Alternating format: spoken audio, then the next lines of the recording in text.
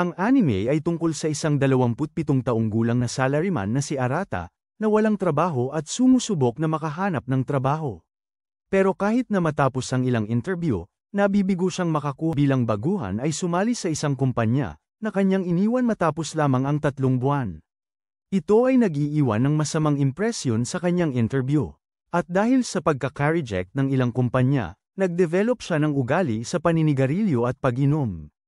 Matapos mabaigo sa isa pang interview, sumama siya sa kanyang mga kaibigan para sa hapunan. Sa kanila, nagsinungaling siya tungkol sa pagiging employee bang tao. Matapos ang hapunan, sa kanyang daan pauwi, nakatanggap siya ng tawag mula sa kanyang ina. Tinanong siya nito tungkol sa kanyang interview at nang malaman na muli ay hindi na siya makakatanggap ng buwanang allowance. At nagalit si Arata at sumigaw sa kanya na sa kanyang part-time na trabaho, hindi siya makakasurvive sa ganito ang mga bagay. Sa kanyang daan, nakasalubong ni Arata si Ryo, isang lalaki na nagtatrabaho sa isang laboratorio na kilala bilang Relive. Matapos pagmasdan ang kanyang mga kilos at personalidad sa nakaraang taon, pinili siya bilang kandidato para sa kanilang eksperimento. Sa loob ng 1 taon, lahat ng gastusin sa buhay ay sagot ng kumpanya. At sa huli, kung magiging matagumpay ang eksperimento, ipakikilala rin siya sa mga potensyal na employer. Ito ay isang napakakapakipakinabang na alok, kaya tinanong ni Arata kung ano ang tungkol sa eksperimento. Nalaman niyang pagkatapos lunukin ang pills na ito, magiging mukha siyang mas bata, at sa eksperimento. Nagbago ang eksena sa sumunod na umaga. Nagising si Arata at pumunta sa banyo, kung saan napansin niyang talagang ata siya. Sandali pagkatapos, pumasok si Ryo na may dalang lahat ng bagahe at kasama nito, ipinakilala niya kay Arata ang paaralan na pupuntahan niya. Estudyante.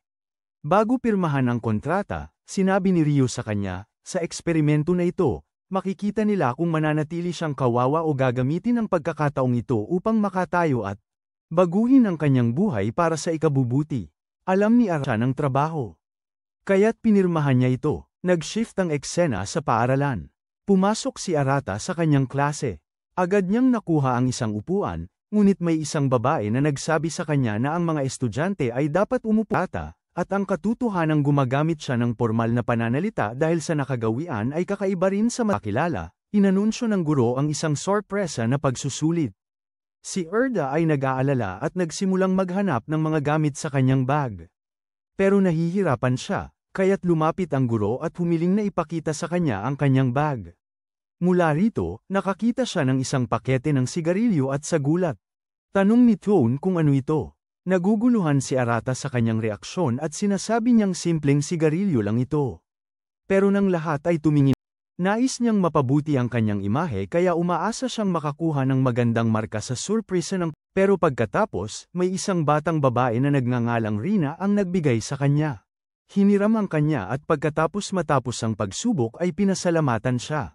Pagkatapos ng klase, hindi makapaniwala si Arata kung gaano siya kapangit, hindi niya masagot ang kahit isang tanong.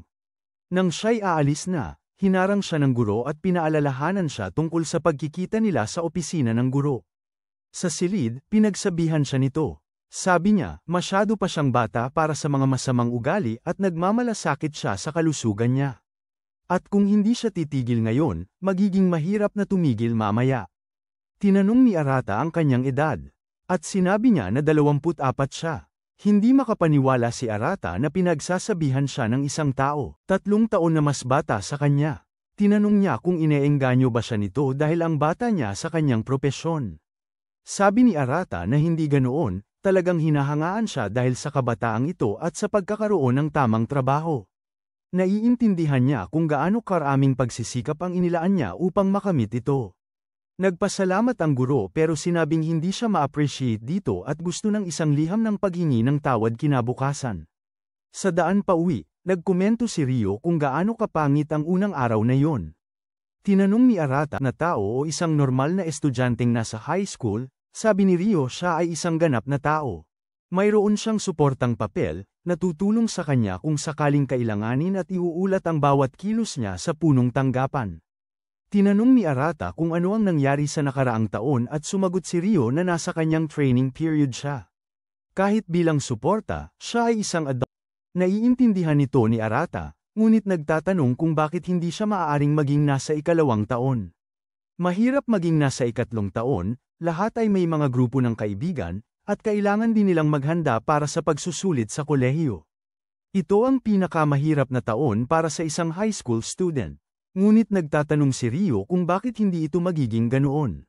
Ang layunin ng kanyang buhay ay hindi upang bigyan siya ng magandang simula. Ito ay para i-rehabilitate ang mga tao tulad niya. Binanggit din niya na huwag umasa sa kanya, nasa likod lang siya na sumusuporta. Ang eksena ay lumilipat sa susunod na araw sa paaralan. Batay sa resulta kahapon, sina Oda at Chizuru ang mga kinatawan ng unang semestre. At tungkol kay Arata, bumagsak siya sa lahat ng asignatura at required na kumuha ng makeup tests at ipagpatuloy ang mga ito hanggang makakuha siya ng higit sa 50 sa bawat asignatura. Siya ay labis na nababalisa tungkol dito, pero napansin niya si Rina na may galit na mukha. Sinisikap ni Oda na pasayahin siya sa pamamagitan ng pagpapaalala na may sipon siya, dahilan kung bakit hindi siya nakapagbigay ng kanyang pinakamahusay. Pero sabi ni Rina ayaw niyang marinig yun bilang dahilan. Mas magaling si Chizuru kaysa sa kanya, at iyon ay isang katotohanan. Tinanong ni Oda kung bakit hindi siya pwedeng maging cute, sinusubukan lang niyang pasayahin siya. Pero sabi ni Rina na ayaw niyang mapasaya, at sinabi niya kay Oda na dapat itong masaya dahil ngayon hindi na siya kailangang makatrabaho. Naguguluhan si Oda at tinanong kung bakit niya sinasabi ito, noon kanya itong naisip. Si Arata na nakakita nito, medyo may hinala sa tunay na dahilan kung bakit nagagalit si Rina. Tinanong ni Oda ang mga resulta ni Arata, at nang malaman na bumagsak ito sa lahat at nakakuha ng 4 sa matematika, nahabag sila. Nagdesisyon si Oda na tulungan siya at nang marinig ito, may isang batang babae na nagngangalang On ang humiling na sumama sa kanila. Siya rin ay bumagsak at nakakuha ng 2 sa matematika. Nang oras na ng tanghalian, inanyayahan ni Oda si Rina na kumain ng magkasama sa cafeteria pero tumanggi siya at sinabi na kakain siya kasama si Anoka. Sa cafeteria, tinanong ni On si Oga kung sila ni Rina ay nagde-date. Dahil tila napakalapit nila at pareho silang may suot na hako. Hindi ito napansin ni Arata, pero oo, sabik din siyang malaman ang sagot. Gayunpaman, tumatanggi si Oga. Ibinahagi niyang magkaibigan sila mula pagkabata, yun lang. Tungkol sa hako, ang kwento sa likod nito ay noong unang taon ng mataas na paaralan, pinilit siya ng kanyang kapatid na magpa-pierce sa isa sa kanyang mga tainga. At dahil magkasama ang mga hako, gusto niya ang isa, at hindi niya alam kung bakit masaya siya. Pero yun lang, hindi sila nagde-date, at kung narinig ito ni Rina, tiyak na magagalit siya. Pareho silang hindi makapaniwala kung gaano siya kababaw. Sinasabihan siya nilang gumugol ng mas maraming oras sa pagsusuri ng kilos ng iba, hindi lang sa pag-aaral. Justo noon, napansin ni Arata na may pagtatalo si Chizuru kasama ang staff. Lumapit siya sa kanya at tinanong kung ano ang nangyari. Hindi matandaan ni Chizuru ang pangalan ni Arata, tinatawag siya na lalaking may sigarilyo. Ang problema, walang dalang pera si Chizuru para sa pagkain. Karaniwan, ginagamit niya ang kanyang pilak na pin para makabili ng libreng pagkain, subalit dahil dito. Siya ay naging kinatawan ng klase. Mag-aabot ng isang araw para makuha niya ang kanyang pilak na pin. Nagpautang si Arata sa kanya at sinabi niyang bayaran na lang siya sa tuwing gusto niya. Pero tumanggi si Chizuru, nagtatanong kung bakit ang isang estudyanteng nasa mataas na paaralan ay basta-basta nagpapautang ng malaking halaga ng pera sa isang hindi niya kilalang tao. Sinabi niyang para bang matanda na siya. Medyo napraning si Arata at sinabi niyang ayos lang, nagkataon lang na may sobrang pera siya. Kinuha ni Chizuru ito at nagpasalamat sa kanya. Nangako siyang babayaran ito bukas. Sa ilang kadahilanan, bumibilis ang tibok ng puso ni Arata. Pero pinagsasabihan niya ang sarili at pinapaalalahanan na siya ay isang high schooler. Paano siya nagkaroon ng ganitong nararamdaman? Pagbalik sa kanyang upuan, sinabi niya sa kanila ang nangyari, at ibinabahagi ni Oga na sa Silver Pin, makakakain ka ng libre sa cafeteria. Hindi lang yun, kundi nakakakuha ka rin ng allowance sa biyahe, exemption sa tuition, at iba't ibang benepisyo. Pagkatapos nito, nagpalitan sila ng contact para maibahagi ni Oga ang mga materyales pati na rin ang petsa. At oras ng kanilang mga sesyon sa pag-aaral. Nagbabago ang tanawin pagkatapos ng paaralan. Pumunta si Arata sa opisina ng guro para ibigay ang sulat ng paghingi ng tawad. Pero doon ay nakatagpo siya kay Chizuru. Hindi niya natatandaan ang pangalan niya kaya tinawag siya na 1,000 yen guy. Hiningi ni Arata na huwag siyang tawaging mga kakaibang pangalan at alalahanin na Arata siya. Sinabi ni Chizuru na gagawin niya yun simula ngayon, pero tinanong siya kung paano niya nalaman ang pangalan niya. Kahit sa tanghalian, alam na niya ang pangalan niya. Sinabi ni Arata na naaalala niya mula sa mga pagpapakilala. Nakakairita ito kay Chizuru. Paano siya mahilig sa pag-aaral pero magaling sa pag-alala ng mga pangalan? Sobrang weird niya. Nasaktan si Arata at humiling sa kanya na huwag palaging sabihin ang iniisip niya. Sabi ni Chizuru susubukan niya. Tinanong niya siya kung anong ginagawa niya rito, at sinabi niya na pumunta siya para kunin ang kanyang pilak na pin at may ilang katanungan tungkol sa mga pagsusulit. Nagulat si Arata nang makita niyang seryoso siya kahit na nagsimula pa lang ang taon. Tinanong ni Chizuru kung ginagawang nakabobo ba siya. Humihingi ng tawad si Arata at sinasabing hindi niya ito sinadya. Sinabi niya na kahit sa edad na ito ay wala siyang mga malalapit na kaibigan. Hindi niya akalaing problema ito, ngunit mukhang ganun nga ang tingin ng lipunan. Patuloy siyang nag-iisip na kailangan niyang magbago pero hindi niya alam kung paano. Tinanong niya si Arata kung talagang napakahirap niyang lapitan, na walang gustong makipagkaibigan sa kanya. Sa buong katotohanan, sinabi ni Arata na oo, ngunit sinabi niya na kung umingiti siya ng mas madalas, maaari itong magbago. Sinubukan ni Chizuru na, pero nagpanik si Arata. Sinabihan niya siyang huwag ngumiti ng ganyan o baka makagawa siya ng kaaway. Bago umalis, tinanong ni Chizuru si Arata kung maaari niyang makuha ang numero niya. Gusto niyang maging kaibigan ito. Ayaw niyang mawalan ng kaibigan, kaya humingi siya ng tulong mula sa kanya. Nangako si Arata na tutulong siya. Nakita ito ni Raya at natuwa siya sa progreso. Sa bahay habang nag-aaral ng matematika, tumanggap si Arata ng tawag mula kay Raya, na humiling sa kanya na maging mabait kay Chizuru. Kasama siya sa parehong klase at nakita siya na nag-iisa sa buong taon. Pero sinasabi niya sa kanya na sino man ang nakakakilala sa kanya ay makakalimutan siya. Huwag ding banggitin muli, kung sabihin niya sa sino man ang tungkol sa tunay na buhay, matitigil ang eksperimento at babalik siya sa kanyang orihinal na sarili. Sabi ni Arata, alam niya yun. Nang mga sandaling yun, nakatanggap siya ng mensahe mula kay Chizuru, pinasasalamat siya para sa 1,000 yen at nangangakong ibabalik ito bukas. Nagpadala pa siya ng sticker ng pusa. Sabi niya, medyo parang siya ito, pero nagtataka si Arata kung lumampas na siya dahil hindi siya. Ibig sabihin ito ng masama. At pagkatapos ay nakakuha siya ng mensahe mula sa kanya na nagsasabing meow. Napaka-weird niya sa kanya, pero di maitatanggi na ang cute ng sagot. Ang eksena ay lumilipat sa ilang araw mamaya sa paaralan, tumanggap si Arata ng liham mula kay Chizuru, sa loob nito ay ang 1,000 yen na ipinatupad sa isang napaka-kreatibong paraan. Mamaya sa klase, tinanong niya siya kung ano ito. At sinabi niya na magiging boring kung ibabalik ito ng basta-basta. Kaya naghanap siya sa online ng mga interesting na paraan para magtupi ng pera. Nagpasalamat siya sa kanya sa pagbalik nito, at bumalik sa kanyang upuan. Nang lumabas ang resulta ng make-up test, pareho silang Arata at N ay bumagsak sa lahat ng kanilang mga pagsusulit. Dumating si Rina at nagtatanong kung ano ang nangyari, at sinabi ni Oga kung gaano kalaki ang pasanin na ibinuhos nila sa kanya. Pareho silang hindi nag-aaral at nagkukwentuhan palagi. Nais din niyang sabihin kay Rina kung paano nila gustong malaman kung nagde-date sila, pero pinigilan siya ni Arata at tinanong kung paano niya ito masasabi sa kanya.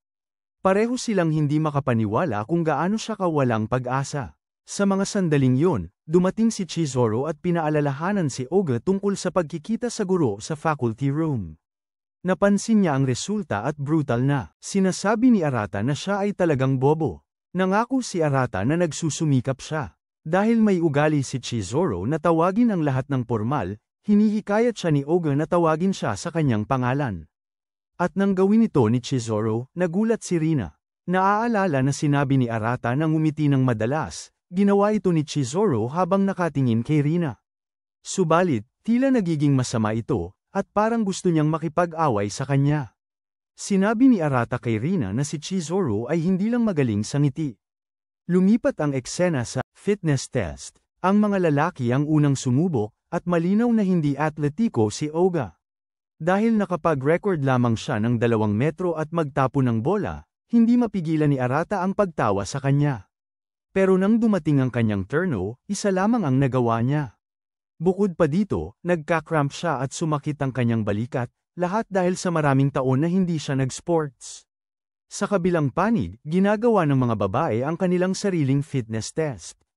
At ang isa na talagang kapansin-pansin na magaling ay si Anoka. Ibinahagi ni Oga na siya ay ang kapitan ng koponan ng volleyball. Sa kabila ng pagtingin sa kanya bilang katunggali, talagang matalik na magkaibigan sina Rina at Anoka. At nakikita ang kanilang pagkakaibigan na naipapakita sa pisikal, parang nasisiyahan si Arata sa eksena. Pero biglang nagalit ang isang lalaki sa kanya dahil sa pagnanasa kay Anoka. Tinanong ni Arata kung sino yon, at sinabi ni Oga na si Aki yon, at magkaibigan sila ni Anoka mula pagkabata. Sa kabilang panig, tinawag ni Chizuru si Rina sa pamamagitan ng pagtawag sa kanya, ang batang babae na pumangalawa. Pero nagalit si Rina at sinabi sa kanya na gamitin ang pangalan niya. Gayunpaman, sa pagkakaalam, hindi siya nakakaalala, at ang pagtingin sa nakakatakot ng ngiti na yun ay nagpapagalit kay Rina. Pero siya ay humuhupa at nagpapakilala. Matapos umalis si Chizuru, nagtatanong si Rina kung sa lahat ng panahong ito siya lang ang nag-iisip na sila ay magkalaban. Parang nagpapakita siya ng katangahan. Sa susunod na oras, tuloy-tuloy ang fitness test, pero sa gitna nito, nasaktan si Arata at parang isang prinsesa siyang dinala sa klinika ng ibang estudyanteng sinubo. Ang eksena ay lumilipat sa gabi. Si Raya habang nagtatrabaho sa kanyang pang-araw-araw na ulat, ay talagang humahanga sa progreso na ginagawa ni Arata. Ang pakikisama sa kanyang mga kaklase at paggawa ng mga kaibigan sa loob ng napakaikling panahon ay isang malaking tagumpay. Pero napansin din namin na may isa pang test subject file sa desk ni Raya, na nakategorya bilang pagkabigo. Ilang araw matapos ito, habang papunta sa paaralan, napansin ni Arata si Chizuru at nilapitan siya upang batiin. Nang mapansin ang injury, napansin ni Chizuru na kakaiba kung gaano kabagal gumaling ang katawan ni Arata, parang isang matanda. Sa paaralan, habang nag-uusap sila, tinignan ni Rina si Chizuru at napansin niyang nakangiti ito ng maayos. Ibig sabihin nito, sa lahat ng panahong yun, hindi totoo ang sinabi ni Arata na hindi kayang ngumiti ni Chizuru at iniinsulto lang siya nito.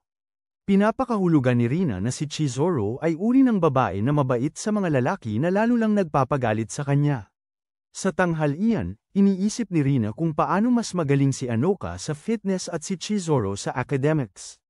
Siya lang ang nakakakita sa kanila bilang mga karibal at hindi man lang sila nag-aabala sa kanya.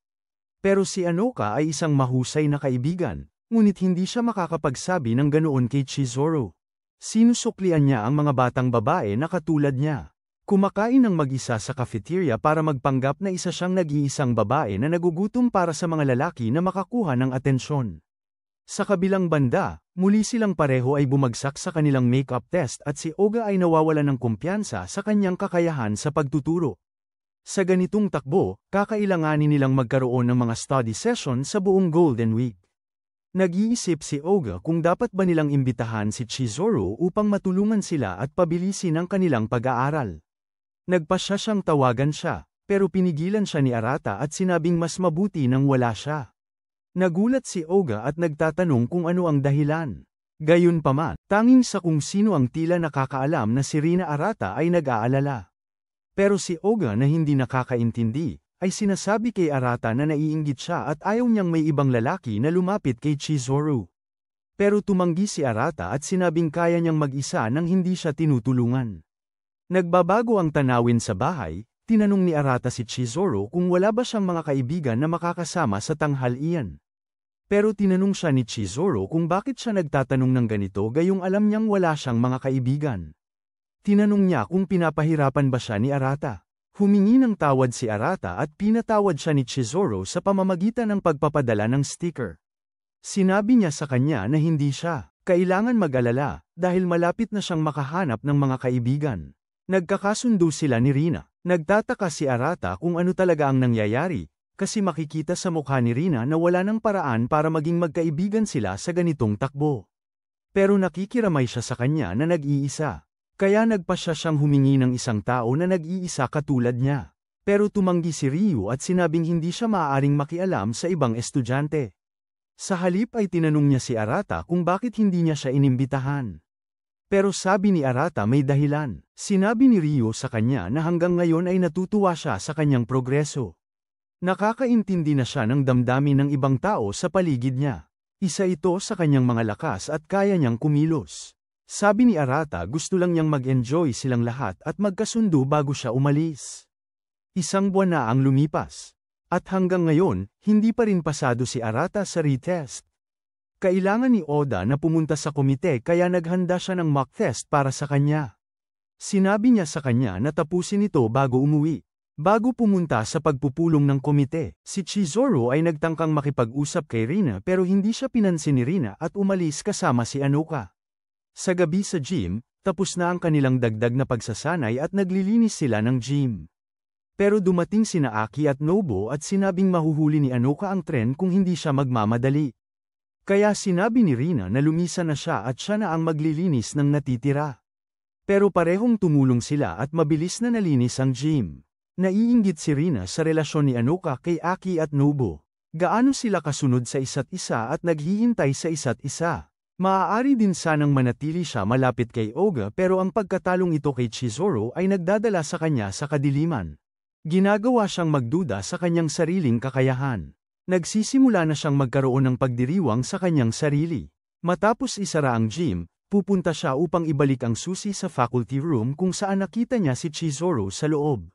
Napansin niya ang kanyang bag sa labas at lahat ng emosyon na kanyang naipon, lahat ay sinisisi niya si Kiss Arrow para dito. Sinabi niya sa sarili na hindi niya maaring hayaan na maging madali ang buhay ni Chizuru at kailangan niyang gawing mahirap ito. Nagpasya siyang itapon ang lahat ng bagay sa kanyang bag sa banyo.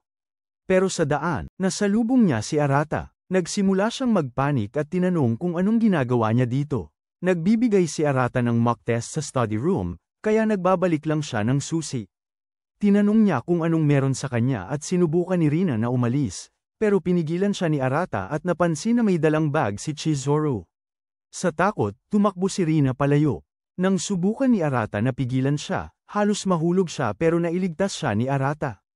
Pero sa huli, nadulas din siya. Sa kabila, narinig ni Chizuru ang ilang ingay at pumunta upang tingnan doon ay natagpuan niyang parehong nakahiga na walang malay. Ang eksena ay lumipat sa opisina ng nurse kung saan nagising si Arata at tinanong siya ng nurse kung ano ang nangyari at sinabi niyang nadulas siya, yun lang ang naaalala niya. Pinuri siya ng nurse dahil sa pagprotekta kay Rina kung kaya't hindi siya nasaktan.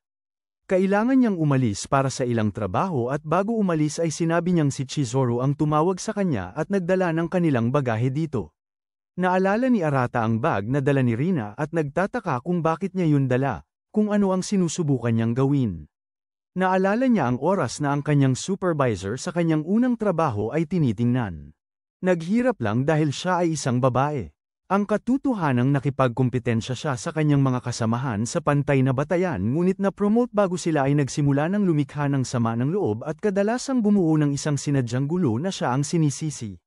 Para kay Arata, palagi niyang iginagalang ang kanyang mga nakatatanda dahil lahat sila ay masisipag at nakikita ang isa't isa bilang mga katunggali.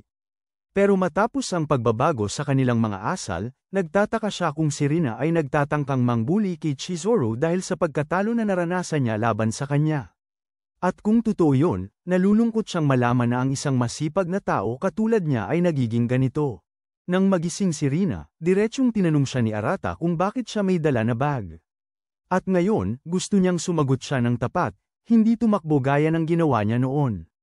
Umamin si Rina na sinubukan niyang gumawa ng gulo para kay Chizuru sa pamamagitan ng pag-aalis ng kanyang bag. Tinanong ni Arata kung bakit niya gagawin yon, kung sumusuko na ba siya sa kanyang sarili, na ang panghaharas kay Chizuru na lang ang paraan para talunin siya. Tinanong ni Rina kung sasabihin ba niya kay Chizuru ito, pero sinabi ni Arata na mas masasaktan niya si Chizuru kung sasabihin niya ito kay Oga. At tama si Arata dahil nagsisimula si Rina na humiling sa kanya na huwag sabihin kay Oga ang tungkol dito. Nangako siyang hindi niya ito sasabihin, pero humihiling siya na huwag sirain ang lahat ng hirap at tiwalang itinayo niya hanggang ngayon. Magiging talunan lamang siya kung susuko siya. Gusto niya ngang isang masipag na babae tulad niya ay huwag sumuko at patuloy na maniwala sa sarili. Siya ay bata pa, kaya huwag umasa sa ganitong masamang paraan. Pero nagagalit si Rina at tinatanong kung bakit siya nagtuturo sa kanya kapareho lang sila ng edad. Sinusubukan niyang ibigay ang lahat, pero binubugbog pa rin siya ni Anoka at Chizuru kahit na hindi nila siya nakikita bilang katunggali. At ang katotohanang pinagtatawanan siya nito ay lalo lamang nagpapagalit at nagpaparamdam sa kanya. Inaaliw siya ni Arata. Nakita niya kung gaano siya nagtatrabaho, kaya huwag sabihin na walang silbi ito. Hinihiling niya na huwag siyang panghinaan ng loob. Matapos ang ilang sandali nang siya ay kumalma, sinabi niya kay Rina na nagtatrabaho rin ng mabuti si Chizuru. Sa oras na ito, nandoon siya sa opisina ng mga guro, na malamang ay nangangahulugang siya.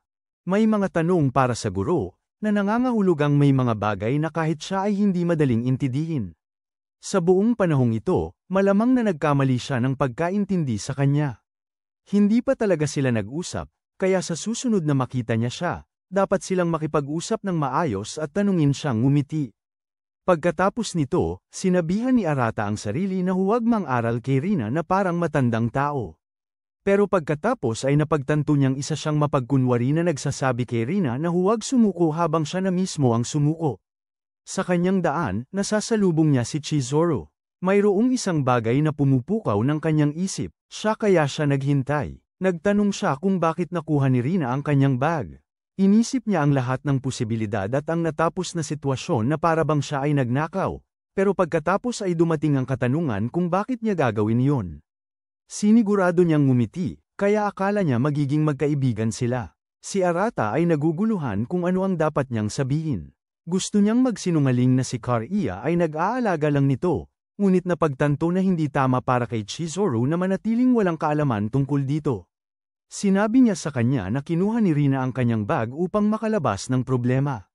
Siya ay naiinggit at naiinis dahil natalo siya sa kanya, at iyon ang dahilan kung bakit niya ito ginawa. Pero tinanong ni Chizuru kung bakit siya kinhate ito. Gusto ba niya ang pilak na pina ito? Pero sinabi ni Arata na hindi iyon ang hinahanap niya. Tinanong ni Chizuru kung ano ang dahilan kung bakit siya kinhated ng iba. Nahihirapan siyang intindihin sila, dahil hindi niya alam ang tamang paraan para makipagkaibigan. Sinabi ni Arata na walang tamang sagot sa pakikisama, at iba-ibang tao ang nangangailangan ng iba't ibang paraan. Nagpasya si Chizuru na maghintay upang makapag-usap sila ni Rina, pero bago pa si Arata. Mga dahon, gusto niyang sabihin sa kanya ang isang bagay.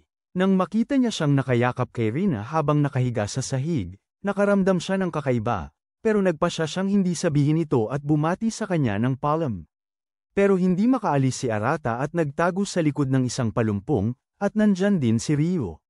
Di nagtagal, lumabas si Rina. Diretsyong tinanong ni Chizuru si Kariya kung interesado siya sa pilak na pina ito. Sinabi ni Arata sa kanya na sinusubukan niyang makaalis gamit ang kanyang bag upang makasakit sa kanya dahil sa pagbugbog sa kanya. Kaya tinanong siya kung siya. Binigay niya sa kanya ang pina ito para maging magkaibigan sila, pero tumanggi siya. Kaya gusto niyang malaman ang dahilan kung bakit siya kin-hatred kung hindi naman ang silver pin ang gusto niya. Lahat ng emosyon na pinipigilan ni Rina ay lumalabas na. Sumisigaw siya kay Chizuru na kin-hated siya nito. Ayos lang sa kanya ang matalo, pero bilang kapalit, gusto niyang respetuhin siya bilang katunggali. Ngunit sa halip, binabastos lang siya nito. Pero tumatanggi si Chizuru, sinasabing hindi siya nambabastos sa kanya. Pinaalala ni Rina sa kanya na tuwing nagkakabangan sila ng tingin, tinitigan siya nito at ibinigay yung kakaibang ngiti. Pero nang maalala ang payo ni Arata, tinanong niya itong ngumiti, at nang gawin ni Chizuru ito, nagsimula ng mag-sense kay Rina na sa lahat ng oras na ito, mali ang pagkakaintindi niya. Sabi ni Chizuru na sa lahat ng panahon, ngumiti siya para maging magkaibigan sila, hindi niya intensyon na pagtawanan siya. Hindi makapaniwala si Rina kung gaano siya ka-awkward. Sabi ni Chizuru na hindi siya komportable sa pakikipag-ugnayan sa mga tao kaya nahihirapan siyang intindihin ang kanilang mga nararamdaman. Pero ngayon, sinusubukan niyang baguhin ang sarili niya. At tinanong kung magiging kaibigan ba siya. Masayang pumayag si Rina, pero bilang kapalit, sinabi kay Chizuru. Tinatanggap siya bilang katunggali, at kung siya ay magpapaubaya dahil dito, hindi sila magkaibigan. Sa huli, humihingi ng tawad si Rina sa ginawa niya ngayon, at pinapatawad siya ni Chizuru. Ilang sandali ang nakalipas sa bahay, nakatanggap si Arata ng text mula kay Rina, nagpapasalamat sa kanya sa tulong. Sa kabila nito, si Chizuru ay tumitingin sa internet at nagtatanong kung bakit ganoon ang nararamdaman ng kanyang puso. At lumalabas ang sagot, siya ay in love, pero tumatanggi siyang maniwala dito. Ang eksena ay lumilipat sa ilang araw mamaya. Nakatanggap si Arata ng tawag mula kay Olga. Simula nang magsimula ang Golden Week, darating sila ni Ann sa kanyang bahay para sa study session. Si Arata ay nagpanik at nagsimulang mag-ayos ng kanyang bahay, siguraduhing itinatago ang lahat ng bagay na makapagbubunyag ng kanyang pagkatao. Pagkalipas ng ilang minuto, inaanyayahan niya sila sa loob, at agad pagkatapos magbuhos ng inumin, nagsimula na sila sa kanilang study session. 2 oras mamaya, humiling si Arata ng pahinga. Nagtataka si Olga at tinanong si Arata kung paano siya natanggap sa kanilang paaralan. Magandang paaralan ang kanila kaya hindi ito makatwira na ang isang tao na sobrang mahina sa pag-aaral ay nakapasok. Sinabi ni Ann na yun lang ang transfer exam ngayong taon. Madali, nang mapansin nilang nagte-text siya, tinanong siya kung ito ba ay kanyang kasintahan. Napansin nilang lagi siyang naka-phone na nagte-text. Sabi ni Ann, hindi ito kasintahan, senior ito.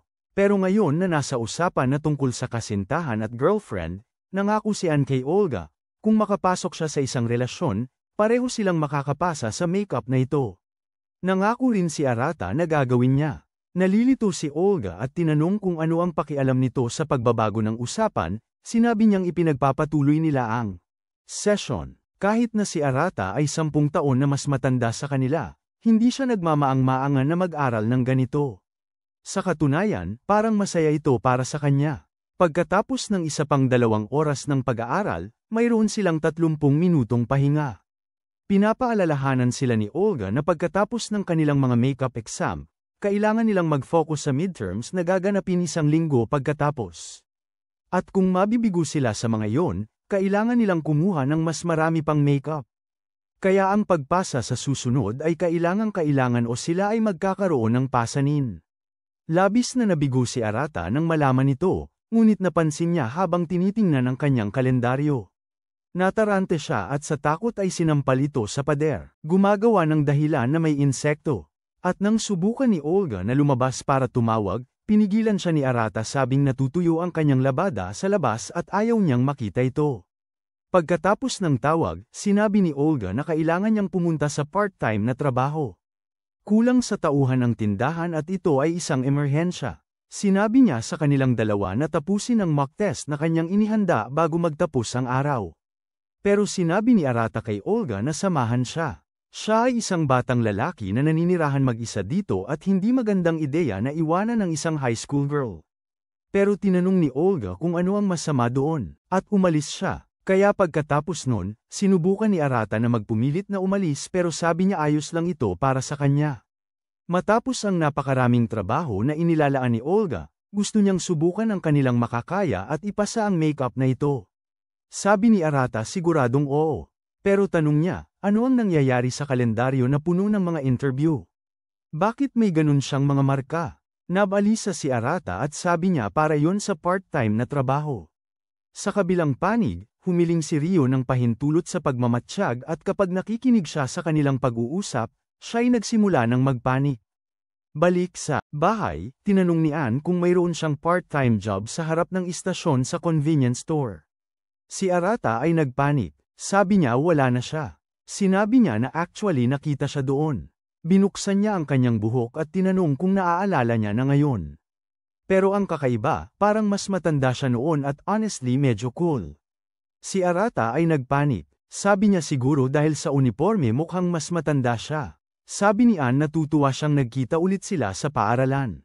Para itong tadhana, lumapit siya, at sa isang nakakaakit na boses ay umamin na mahal na niya siya simula noon. At ngayon, ang puso niya ay tumitibok ng malakas. Ang makasama siya sa parehong kwarto ay nagpapaisip sa kanya na gumawa ng iba't ibang kalokohan. Humingi ng tawad si Arata at itinulak siya palayo. Tinanong ni Ann kung may gusto siyang iba at ang unang pumasok sa isip niya ay si Chizuru. Pero nagpatuloy si Arata na sabihin na wala namang iba. Nang mga sandaling yon, pumasok si Rio sa bahay at sumigaw kay Ann dahil sa labis na pagkontak sa paksa. Hindi pinapayagan ang kumain ng tanghalian kasama siya at kahit ang pumunta sa kanyang bahay. Sabi ni Ann na sinusubukan lang niyang suportahan siya at sa ngayon ay pinapagalitan siya ng kaunti. Mula sa kanilang pag-uusap, sa wakas ay nauunawaan ni Arata na nagtatrabaho si Ann para sa real life. Ang dahilan kung bakit siya nasa telepono palagi ay dahil si Rio ay sumisigaw sa kanya dahil masyado siyang lumalapit sa kanya. Tinanong niya kung ano ang tunay na edad niya at 25 siya. Tinanong niya kung ano ang tungkol sa pag-ibig sa unang tingin. Sabi ni Ann na pinapagalitan lang niya siya. Pero hindi kasinungalingan na siya. Nakilala niya siya sa tindahan. Siya ang pumili sa kanya bilang paksa at ngayon ay nasa ilalim siya ng kanyang training period bilang estudyante. Ibinahagi niya na nang makita niya siya, isa siyang sosyal na tao at matulungin pero sa kabila nito, hindi siya makakuha ng matatag na trabaho. At iyon ang nagpasikat sa kanya bilang pangunahing kandidato. Hindi sinabi ni Rio kay Arata na bago siya, may isa pang test subject na kanyang sinusuportahan pero dahil sa pagkabigo ng subject na yun, binigyan siya ng ibang kandidato na si Arata.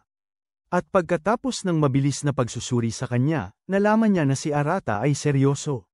Medyo malungkot na itsura pero siya ay tapat at nagmamasid sa kanyang paligid.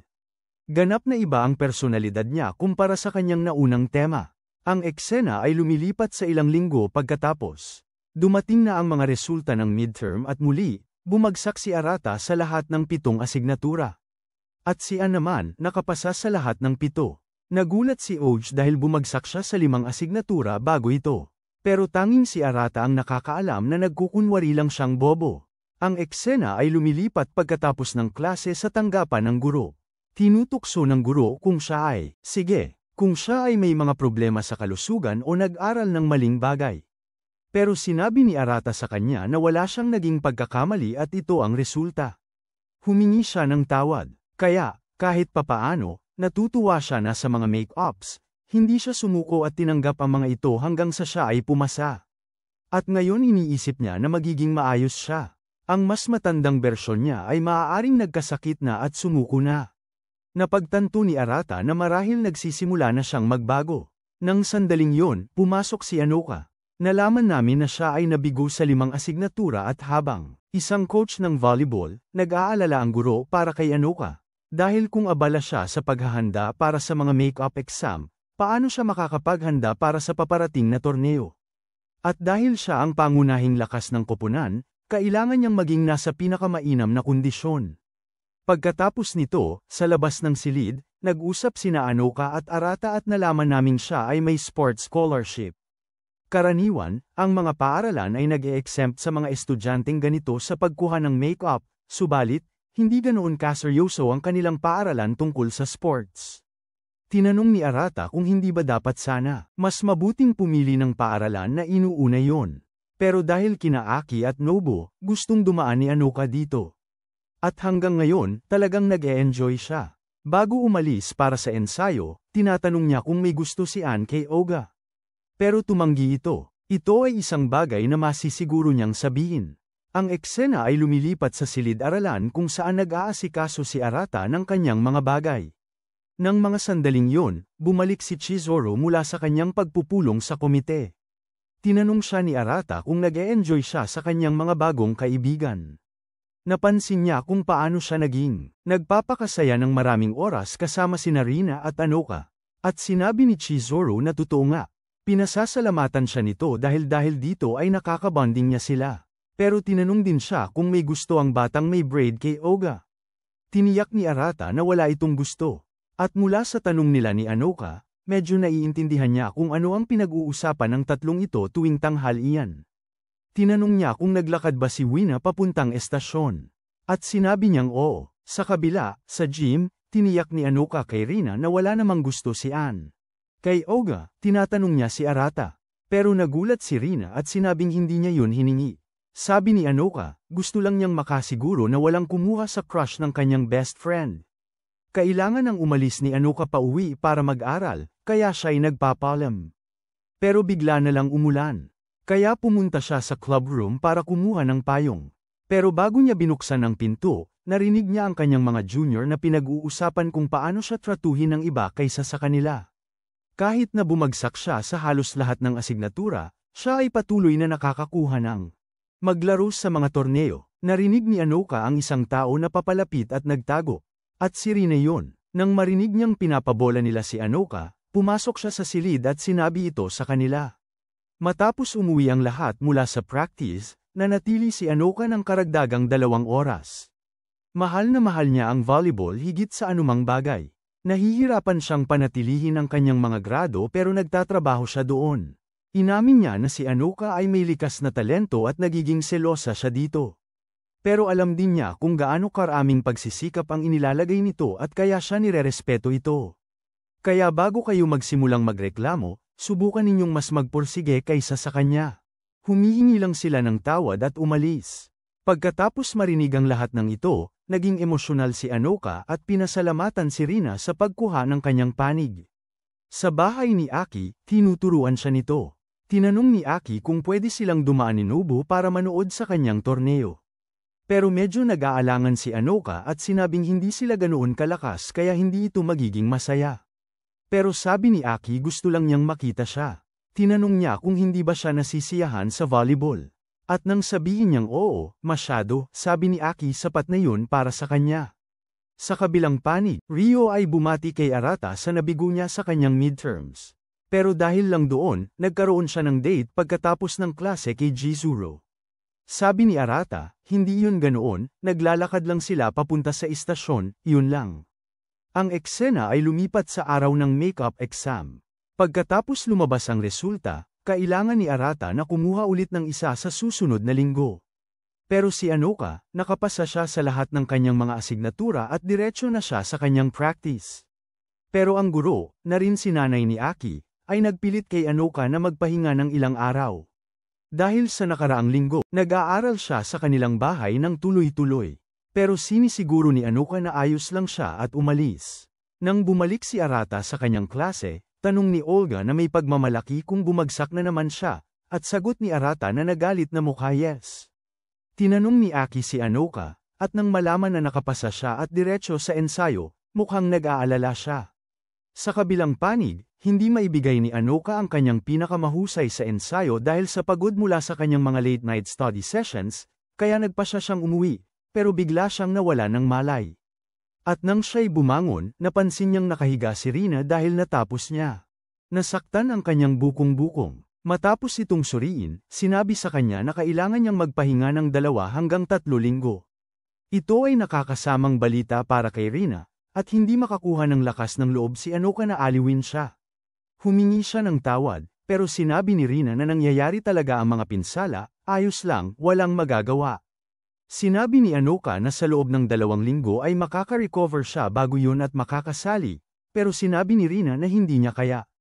Kahit na gumaling siya bago yun, wala siyang magagawa ng walang pagsasanay. Pinipilit ni Anoka na maging positibo siya, pero nagagalit si Rina at sumisigaw kay Anoka na hindi siya magiging. Intindihin ito dahil siya ay may likas na talento, pero hindi tulad niya, kailangan niyang magtrabaho ng mabuti. At kahit na hindi siya nasa koponan, wala itong magiging epekto. Basta andyan siya mananalo ang koponan. Nakakita si Anoka ng kaunting alaala ng kanyang nakaraan at tumakas. Kinabukasan sa cafeteria, tinanong ni Chizuru si Anoka kung ano ang nangyari sa kanyang mga mata, parang kakaiba. Sabi ni Anoka may alikabok na pumasok sa kanyang mga mata, wala namang espesyal.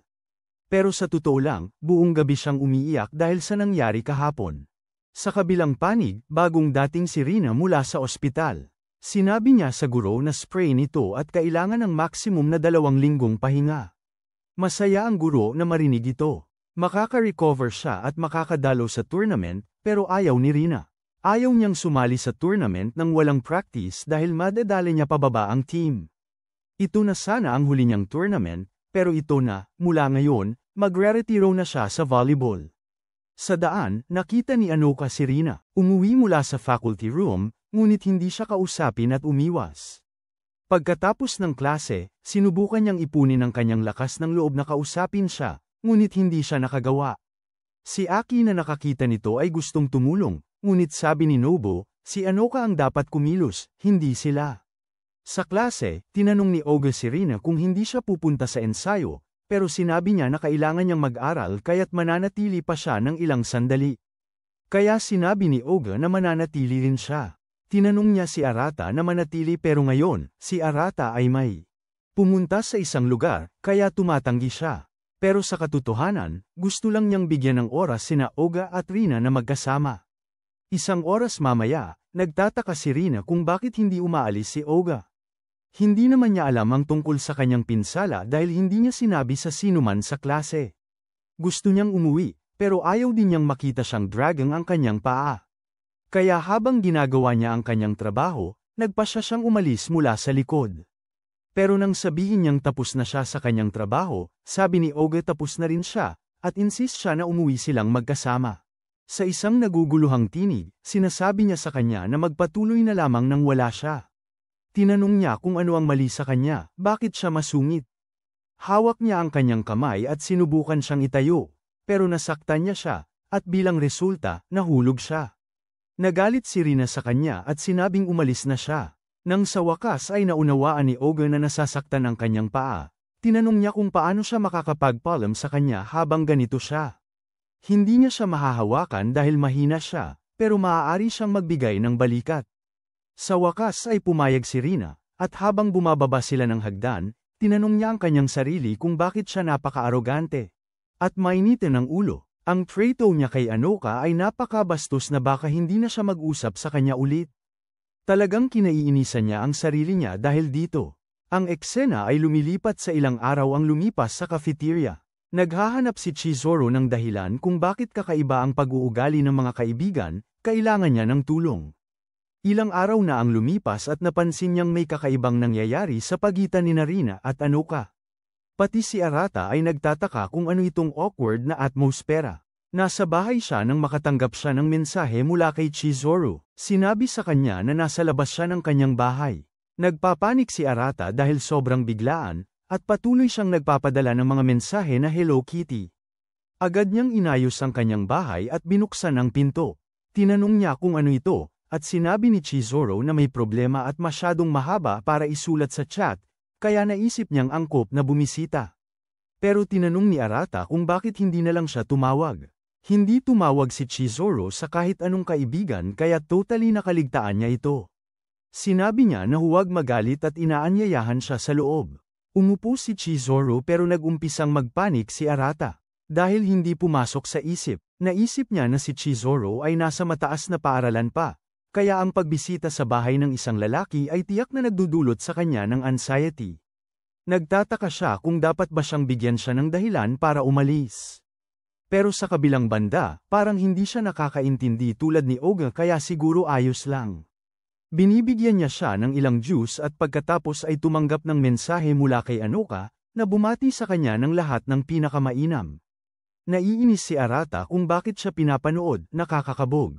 Tinanong niya si Chizuru kung ano ang problema. Sabi niya tungkol kay Anoka at Rina. Weird para sa kanya, kung paano sila naging sobrang malapit at ngayon ay hindi na sila nag-uusap. Nagtataka siya kung alam niya kung ano ang nangyari, pero hindi rin alam ni Arata. Masaya siyang makita na nagiging mapanlikha siya. Hindi siya ganito dati at ngayon ay pinagsisikapan niyang mapansin ang ibang tao sa paligid niya. Ibinahagi ni Chizuru na noong nakaraang taon ay may pangmambuli sa kanyang klase, hindi ito kaaya-ayang makita at bilang kinatawan ng klase ay parang trabaho niya itong itigil. Kaya't sinabi niya sa pulis na itigil ito. Gayunpaman, lalo pang lumala ang pangmambuli at sinabihan siya ng biktima na huwag manghimasok sa buhay ng iba. Hanggang ngayon ang kailangan niyang gawin, nagtisod sa ganitong sitwasyon, pero lalo pang lumala ang mga bagay. Noong panahong yun, akala niya ito ang pinakamabuting gawin, pero nang siya ay pumasok, lalo lamang naging masama. Talagang pinagsisisihan niya ang kanyang desisyon, kaya ngayon kung may nangyayari sa buhay ng iba at gusto niyang gumawa ng hakbang, hindi na siya makapagpasya. Nang marinig ito, naaalala ni Arata ang kanyang nakaraan, kung paano siya nakaranas ng katulad na sitwasyon. Ibinahagi niya kay Chizuru kung paano sa kanyang dating paaralan, nabuli din ang kanyang nakatatandang kaklase. Naging sobrang sabik siya at sinubukan niyang tulungan siya sa kanyang sariling paraan, pero hindi niya naisip na siya ay may sarili niyang balanse at nawasak niya yun. Tinanong ni Chizuru kung ano ang nangyari sa kanya, lumipat ba siya sa ibang paaralan. Pero nagulat si Arata nang maalala ang nakita niya, at nakita niyang tingin ng kanyang nakatatanda kay Chizuru at niyakap siya. Humingi siya ng tawad sa kanya na sinabing, kung siya sana ay mas matanda, hindi sana lumala ang mga bagay. Pero nang mapagtanto ni Arata ang ginawa niya, humingi siya ng tawad at humiling sa kanya na huwag tawagan ang pulis. Sinasabi ni Chizuru na walang dahilan para dito at masaya siyang makita siyang normal. Sa isang sandali, nag-alala siya nang makita itong ganito. Iniisip niyang mas mabuti na huwag gumawa ng kahit ano bago talagang maintindihan kung ano ang nangyayari. Lumilipat ang eksena sa susunod na araw sa paaralan. Naghahanap sina Aki at Nobu kay Anoka, pero nang hindi nila siya makita sa korte, pumunta sila sa silid ng club, kung saan narinig nila ang isang tao na nagsasalita. Sa loob, naroon sina Chizuru at Arata. Dumating sila dito upang direktang tanungin si Anoka tungkol sa nangyayari sa kanya at kay Rina. Ipinahayag ni Anoka na nais niyang maglaro sa huling torneo na ito. Kasama si Rina, pero dahil sa injury, hindi niya alam kung anong sasabihin at hindi niya mahanap ang kanyang sarili na makipag-usap sa kanya. Nang marinig ito ni Aki, dinala niya si Rina mula sa klase para marinig ang sinasabi ni Anoka. Inamin ni Anoka na hindi niya gustong maglaro ng volleyball noong high school. Nang marinig ito, nagulat si Rina. Dagdag pa ni Anoka na simula pagkabata, lagi siyang magaling sa sports. Pero dahil dito, ang mga tao sa paligid niya ay nagsimulang magduda sa kanilang sariling pagsisikap. Kahit sa junior high, sa tuwing siya ay nakakascore, lahat ay parang umaasa na dapat siyang makapuntos at medyo iniwan siya noon. Ang dahilan kung bakit hindi siya pumasok sa paaralan na may mas magandang volleyball team ay dahil gusto niyang maglaro ng volleyball hindi para sa kompetisyon, kundi para sa kasiyahan. Noong dumating siya dito, umaasa siya na walang makakakilala sa kanya at makakapaghalo lang siya. Pero kilala siya ni Rina at inunahan pa siya nito na tanungin kung bakit pinili niya ang paaralang ito at bakit siya nag-hold back their ante ng trials. Gusto niyang ipakita ang kanyang totoong lakas at dahil nagustuhan niyang maging mapagkumpitensya. Para kay Anoka, ito ang unang pagkakataon na may tao na labis na natuwa sa pagsusumikap na umabante. Siya at maging katunggali, kung hindi dahil kay Rina, hindi niya sana ginugol ang 3 kahangahangang taon dito. Talagang nagpapasalamat siya sa kanya, kaya gusto niyang makipaglaro sa kanya sa tournament na ito sa huli. Pero siya ay nasaktan at ngayon ay tumatangging gawin yon. Gusto niyang makipag-usap sa kanya, pero natatakot siyang magalit ito at masira ang pagkakaibigan nila.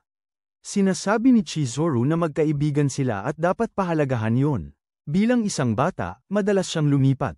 Madali siyang makikipagkaibigan pero pagkatapos ay lilipat na. At sa huli, naramdaman niyang nawawala na ang pakiramdam ng kanyang puso at nagsimula siyang magtanong kung may saysay pa ang pagkakaroon ng mga kaibigan at pagkakaalam sa kanila. Sa huli, tuluyan na siyang nawala ng interes sa iba.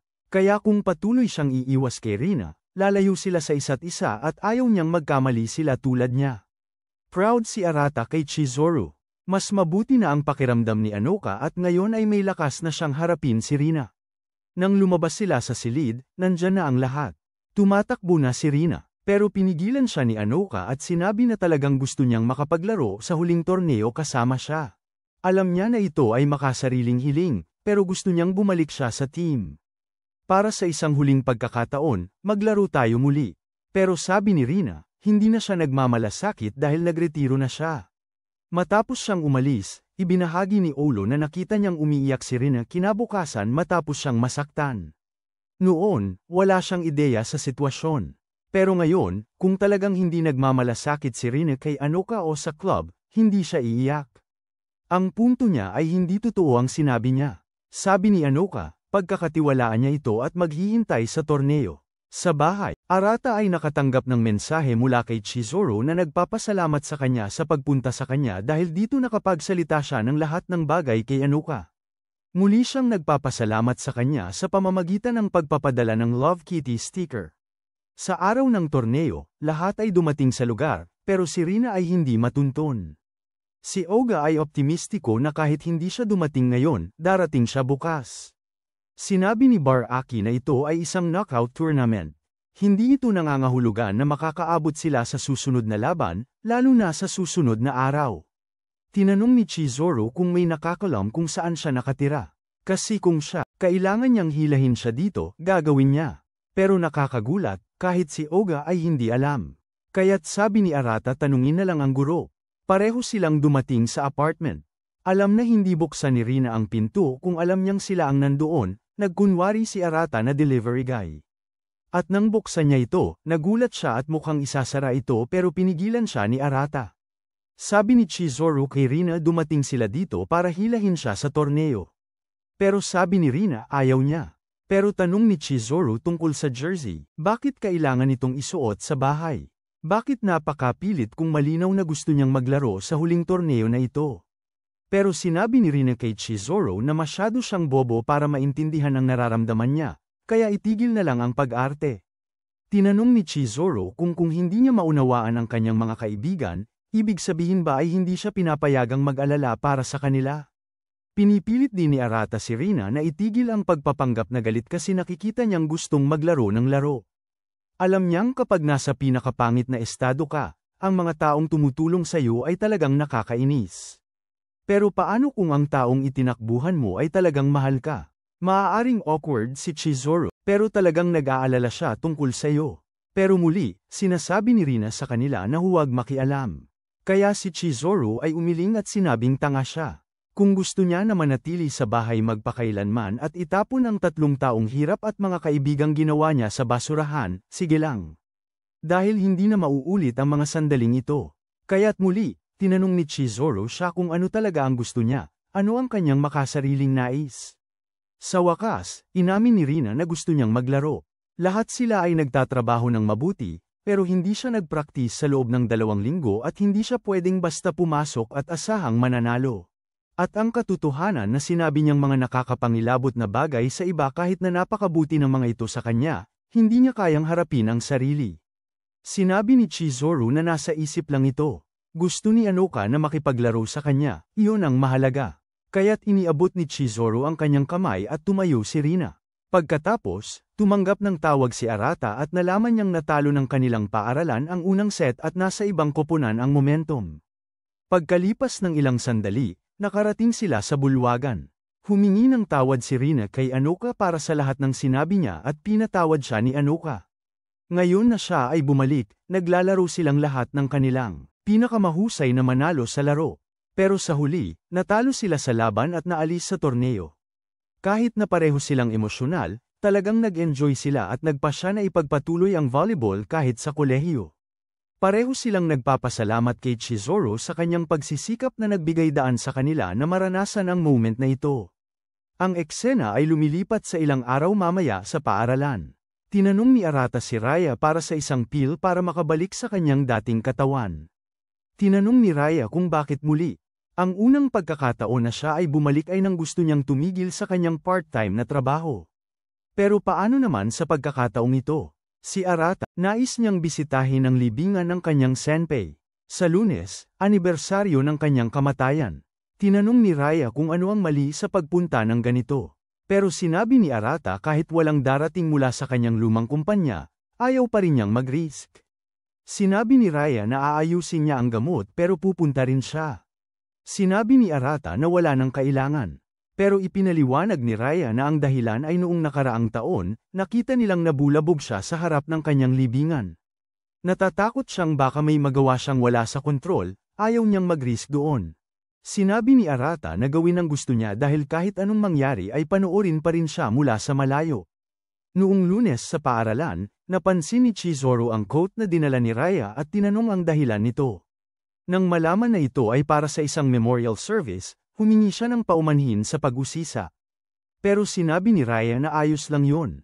Nagulat lang siya dahil hindi siya karaniwang nag-uumpisa ng usapan. Sa gabi sa bahay, ibinigay ni Raya ang gamot. Matapos ang 1 oras na pag-idlip, pareho silang bumalik sa dati nilang sarili. Naghanda sila at umalis. Pagdating ng gabi, nakarating sila sa kanilang destinasyon. Si Raya na nag-aalala ay patuloy na nagtatanong kay Arata kung okay lang siya at nagiging inis si Arata at sinasabing bigyan siya ng espasyo. Nagsasalita siya sa kanyang senpai ngayon. Pumunta tayo sa nakaraan, noong si Arata ay bagong hire sa kanyang kumpanya at naitalaga sa ilalim ng kanyang senpai, si Seiki, para sa training. Siya ang may pinakamagandang record sa benta sa sinumang empleyado at naging malinaw ito sa kanya dahil siya ay sobrang masipag. Ang paghanga niya sa kanya ay lumakas dahil hindi lang siya magaling sa kanyang trabaho, kundi mabait din at sobrang palangiti. Ang pagkikita sa kanyang pag-unlad ay nagpa-cheer up sa ibang mga kasamahan. Magtangkang magsampa ng maling reklamo laban sa kanya. Siya ay nagalit ngunit alam ni Seiki na ang pagkakaroon ng ganitong puot laban sa isang babaeng manggagawa ay hindi bihira. At nagalak siya sa labis na pag-aalala ni Arata para sa kanya.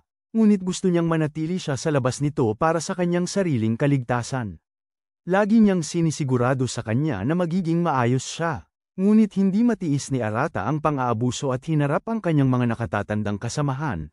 Tinatanong kung paano nila nagagawa ang mga ganitong mga bata na kilos kahit sila ay mga matatanda na. Ngunit sa huli, lumala ang pang-aabuso at isang araw, ang matatag na senpei na akala niya ay ganun ay nagpa siya na wakasan ang kanyang buhay. Pinagsisisihan niya kung sana hindi siya. Kung nagawa niya yon, hindi sana lumala ang mga bagay. Matapos ang investigasyon at nagkunwaring walang nangyari ang opisina, sumigaw siya sa iba at umalis sa trabaho. Pagkatapos nito, nagsimula siyang mawala ng interest sa mga trabaho, o mas tumpak ay natakot na makipag-ugnayan sa mga tao at lipunan. Pero naniniwala si Arata, kung siya'y naging mas mature at pinatay ang kanyang mga emosyon, maaaring naging produktibong miyembro siya ng lipunan. Pagkatapos ng ilang panahon habang pauwi, nakatagpo sila ng dalawang tao na nakilala si Arata. Ibinahagi nila na galing sila sa parehong kumpanya kung saan siya nagtrabaho, at pumasok sila matapos ang isang taon. Nakita nila siya sa photo album ng kumpanya at narinig ang pangalan niya mula sa kanilang mga nakatatandang kasama. Tinanong ni Arata kung nagkukwento pa rin sila tungkol sa kanya. At sinabi nila na totoo na ang boss ay patuloy na nagkukwento tungkol sa kanya bilang isang talunan na umalis matapos ang 3 buwan, pero pinag-uusapan din si Seiki bilang isang ideal na tao na dapat tularan ng lahat. Kung paano siya sobrang dedikado sa kanyang trabaho na ang tanging lugar na kinuha niya ang kanyang sariling buhay ay sa opisina mismo. Wala silang ideya na nagtatrabaho sila sa isang black company pero nagtataka sila kung umalis sila ay mapapasok sila sa kaparehong sitwasyon. Nakikita ni Arata na bahagya na silang patay na at, tulad niya ay desperadong nakahawak sa trabaho. Pero sabi ng lalaki, ito ang dahilan kung bakit siya ang kanilang bayani sa paggawa ng isang bagay na hindi nila kayang gawin. Napakagandang isipin na hindi sila nag-iisa sa pag-iisip na ang kumpanyang ito ay magulo. Tinanong nila kung naging mahirap ba pagkatapos umalis sa trabaho. Gusto nilang malaman kung mahirap ba o hindi. At sinasabi ni Arata ng tapat, hindi siya makakagawa ng anumang trabaho sa loob ng ilang panahon.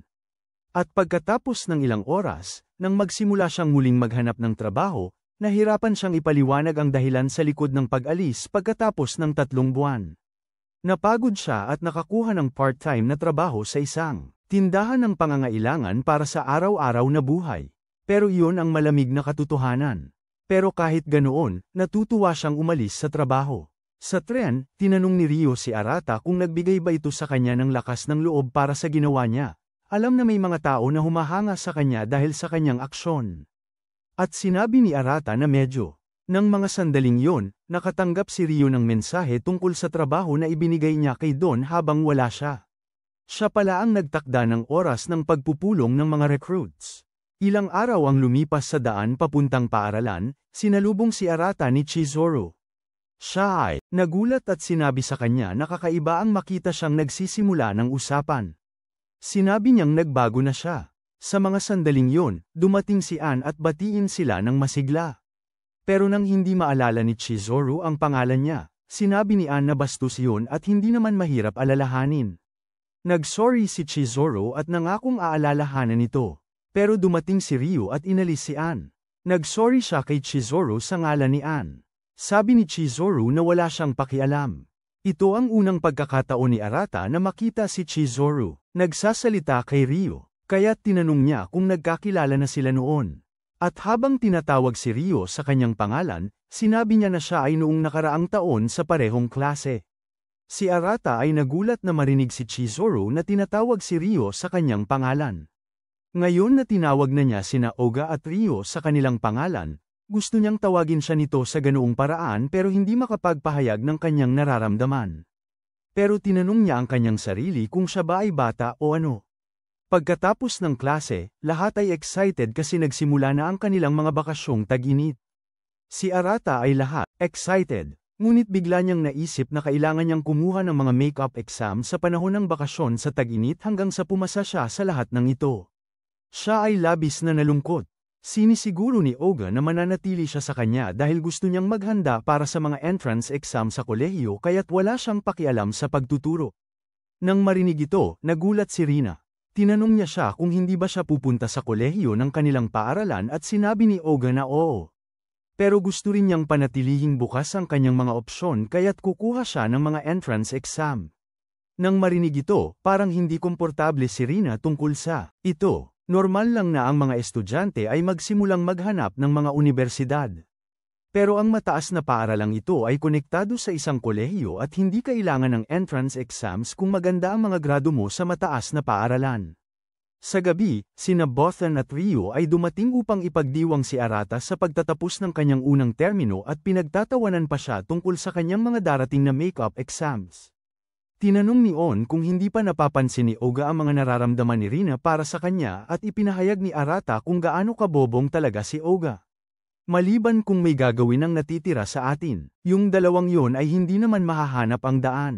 Kailangan niyang mapagtanto ang kanyang nararamdaman para kay Rina at huwag ipilit si Rio na ligawan si Rina at pasakitan si Olga sa pamamagitan ng pagpaselos. Pero nagtatanong si Rio kung paano mo masisiguro na si Olga ay may kahit kaunting nararamdaman para kay Rina. Pero isang tabi na natin yon, nagtatanong si Rio kay Arata kung ano ang tungkol sa kanya. Tinanong ni Arata kung siya ay humihingi sa kanya na magkaroon ng girlfriend sa high school at sinabing oo, siya nga. Ang limitadong oras na ito bilang kabataan. Gusto nilang maranasan niya lahat yun at malinaw na hindi siya nangangahulugang may kinalaman sa mga seryosong bagay. Isang purong relasyon na dapat umiiral sa mga estudyanteng nasa mataas na paaralan. Pero tumatanggi si Arata, hindi siya interesado. Isang linggo ang lumipas sa paaralan, tinanong ni Olga si Arata kung paano ang kanyang makeup exams at muli, nabigo siya sa lahat. Pero mas mahalaga, nagtataka si Arata kung mayroon bang kahit kaunting interes si Olga kay Rina. Kaya tinanong niya siya kung mayroon ba siyang nakadate. Pagkatapos ng lahat, napakagwapo niya at dapat siyang makakuha ng isa kung gusto niya. Nag-red ang mukha ni Olga at tumanggi. Tinanong ni Arata kung mayroon bang kahit anong babae na kasama siya. Gusto niyang makisama sa tuwing may pagkakataon siya kasama ang isang taong kawili-wili. Isang tao na maaari niyang makausap tungkol sa kahit ano at isang tao na ayaw niyang mawala sa kanya. Isang babae na gusto niyang hawakan ng kamay at halikan. Naisip ni Olga si Rina pero nang dumating ang bahagi ng paghahawak ng kamay at halikan, agad siyang tumanggi na sinabing wala namang ganoon. Sabi ni Arata mahalaga ang pag-aaral pero mahalaga rin ang pag-ibig. Sa panahon ng prep class, si Olga ay talagang nag-iisip tungkol sa pag-ibig sa kauna-unahang pagkakataon. Nagsimula siyang mamula at sinabi niyang hindi niya kailanman nakita si Rina ng ganon. Sa gabi, papunta sina Olga at Arata, nang makatagpo sila kay Rina na kasama ang isang mas matandang lalaki. At nang tumingin si Arata ng mas mabuti, nagulat siya nang makita na isa ito sa mga junior na nakilala niya sa anibersaryo ng kamatayan. Naalala niya kung paano sinabi ni Rio sa kanya, kung may makakaalam tungkol sa kanyang buhay, matatapos ang eksperimento doon. Si Olga ay kinakabahan at nagtatanong kung hindi ito parang puok pang date. Sinabi ni Arata na hindi gagawin ni Rina yun at hindi niya akalaing masamang tao ang lalaking yun. Pero di nagtagal ay nakita nilang hinahawakan siya nito na nagpasama ng loob kay Olga kaya nakipag-usap siya sa lalaki. Si Arata ay nagkakabahala, umaasang hindi siya tatawagin ni Olga. Tinanong ni Olga si Rina kung sino ito, at dumating ang lalaki at ipinaliwanag na nagka-heat stroke ang babae at swerte niyang nakita ito. Gusto niyang tumawag ng ambulansya pero tumanggi siya kaya binigyan siya nito ng inumin para magpalamig at ngayon ay mas mabuti na siya. Si Arata ay nagpapasalamat na malaman ang sitwasyon. Pagkatapos nito, sinabi ng lalaki kay Rina na mag-ingat siya at umalis. Hindi makapaniwala si Olga kung gaano siya kabait. Nakakuha siya ng tawag mula kay Arata na nagsabing narinig niya ang lahat at wala nang dahilan para manatili siya kaya umalis na siya. Sa daan papuntang istasyon, habang namumula, pinasalamatan ni Rina si Olga sa pag-aalala para sa kanya. Pero nakakabahala ito kay Olga dahil napaka hindi pangkaraniwang ito para sa kanya. At bilang resulta, nagagalit siya. Nag-sorry si Oga at nagtatawanan. Ipinapahayag niya kung gaano siya kasaya tuwing kasama siya. Habang tinitingnan ni Oga ang kanyang kamay, naaalala ang mga salita ni Arata at nagtataka kung bakit gusto niyang hawakan ang kamay ni Rina at bakit siya nalulula na makita siyang kasama ang ibang lalaki. Nagtataka siya kung ano ang nararamdaman na ito. At kinabukasan ay umamin siyang mahal niya si Rina. Noong gabi ay nagtataka siya tungkol dito at sa katotohanan na gusto niyang hawakan ang kamay niya at ayaw niyang makasama siya ng iba. Iniisip niya na gusto niya siya. Tuwa si Arata nang marinig ito at sinabi niyang kailangan niyang maging lalaki at kumilos. May darating na pista ng mga paputok at kailangan niyang ipagtapat ang kanyang nararamdaman sa kanya. Pero sabi ni Oga, baka sepukin siya nito. Tinanong ni Arata kung ano ang mangyayari kung may ibang kukuha sa kanya, magiging masaya ba siya noon? At naisip ni Oga na hindi niya pwedeng hayaang mangyari yun. Kailangan niya ng tulong ng isang babae kaya tinanong niya kung paano gustong ipagtapat ng isang lalaki ang kanyang nararamdaman. Sabi niya, basta't ilalagay niya ang puso niya rito, wala namang gaanong halaga. Tungkol sa si Chizuru, wala siyang karanasan kaya hindi siya makasabi. Sabi ni Oga, nakapagdesisyon na siya. Imiimbite niya si Rina sa Furry Works Festival at aamin siya. Sa gabi, nagpadala siya ng mensahe sa kanya. Hindi makapaniwala si Rina na inaaya siya. Nagsimula siyang mamula ngunit hindi nagtagal ay naisip niya na ipinadala ito sa lahat. Nagsaya siya para sa wala. Pagkatapos ng mabilis na pamimili para sa kanyang outfit, sobrang excited si Chizuru para sa Furry Works Festival at pagkatapos ay nakatanggap siya ng mensahe mula kay Rina na aamin siya. Ang kanyang pag-ibig kay Oga sa pista. Maaaring pupunta siya sa ibang kolehiyo at inisip niyang magkakaroon pa sila ng mas maraming oras na magkasama. Kaya bago sila magkalayo, gusto niyang aminin ang kanyang nararamdaman at nais niya ang kanilang tulong para magawa ito. Pero para kay Chizuru, tila walang saysay ang umamin ng pag-ibig kung alam mong maghihiwalay kayo. Ilang oras ang lumipas, dumating ang lahat sa pista at sinimulan nilang galugarin ito. Mukhang masyadong nakadikit si Ann kay Arata at may kaunting pagkahiya sa pagitan nina Oga at Rina. Sa kabilang banda, tila medyo nahihilo dahil sa dami ng tao, kaya inalok ni Raya ang kanyang braso para pigilan siyang mahulog. Pero nang makita ni Arata silang dalawa, nagsimula siyang makaramdam ng hindi komportable. Pagkaraan ng ilang oras na naglalakad, nagkahiwalay sina Oga at Rina at di nagtagal ay nakatanggap ng mensahe mula sa iba na mag-enjoy sa kanilang oras na mag-isa. Sa kabilang banda, humiling si Arata kay Raya na gumawa ng paraan tungkol kay Ann. Sobrang clingy niya, pero sinabi ni Raya na karaniwan ay magiging problema ito. Pero ngayon ay nandito ang lahat, kaya ayos lang. Nagulat si Arata nang marinig ito mula sa isang tao na sobrang mahigpit sa mga patakaran. Pero tinanong ni Raya kung baka hindi siya nababahala kay Ann, kundi sa katotohanang kasama niya si Chizuru. Namula si Arata at tumanggi. Sinabi ni Raya na huli na ang bakasyon niya sa tag-init, kaya bibigyan siya ng kaunting espasyo. Balik tayo kay Oga at Rina. Biglang umamin si Oga ng kanyang pag-ibig at naguguluhan si Rina dahil biglaan ito. Tinanong niya kung hindi ba at tinanong ni Rina kung seryoso siya dahil hindi siya makapaniwala. Nakaisip siya ng maraming ideya para mag-propose sa kanya ngayon. Mahal na niya si Oga simula sa unang taon nila at tinanong siya kung makikipag-date siya sa kanya. Nabigla si Oga dahil hindi niya inisip na magkakaroon siya ng ganitong nararamdaman para sa kanya. At kung hindi siya tinulak ni Arata, hindi niya ito makikita hanggang mahuli na ang lahat. Pareho silang namumula. Sa kabila, parang nahiwalay sina Chizuru at Arata sa grupo at napagtanto niyang si Raya ang nag-set up sa kanila. At dahil masyadong masikip, hindi talaga nila mahanap at makagalaw. Kaya't iminungkahi ni Arata na dito na lang manood ng paputok. Tinanong siya ni Chizuru kung kaibigan siya ni Raya dahil nakita niyang madalas siyang nakikipag-usap dito sa paaralan. Sabi ni Arata medyo namangha si Chizuru dahil madali siyang nakipagkaibigan sa lahat kahit na nag-enroll siya noong Abril. At kung ikukumpara sa kanya, pakiramdam niya ay talunan siya. Pero tinanong ni Arata kung wala ba siyang mga kaibigan na nakuha niya sa pamamagitan ng pagsisikap. Alam ni Chizuru yun at pinasalamatan siya dahil siya ang may pinakamaraming kredito. At habang nagsisimula ang mga paputok, pinasalamatan niya sa pagpasok sa kanyang buhay at labis siyang nagpapasalamat dito. Nagtataka si Arata kung ano ang ibig sabihin nito. Pero pagkatapos ay napagtanto niya, si Chizuru kaya malamang hindi ganon. Masaya siya na narinig niyang nagpapasalamat siya sa kanya. Naisip nito na ang tunay na buhay ay sulit kahit na lahat ay makakalimot sa kanya kabilang si Chizuru. Habang papatapos na ang mga paputok, lahat ng alaala na ibinahagi ni Chizuru hanggang ngayon sa 3 taon ay humaharap sa kanyang mga mata at sa wakas ay nalaman namin na si Chizuru ang napiling paksa ni Raya 1 taon bago si Arata. At mula sa kanyang pananaw, sila ang makakalimot sa kanya.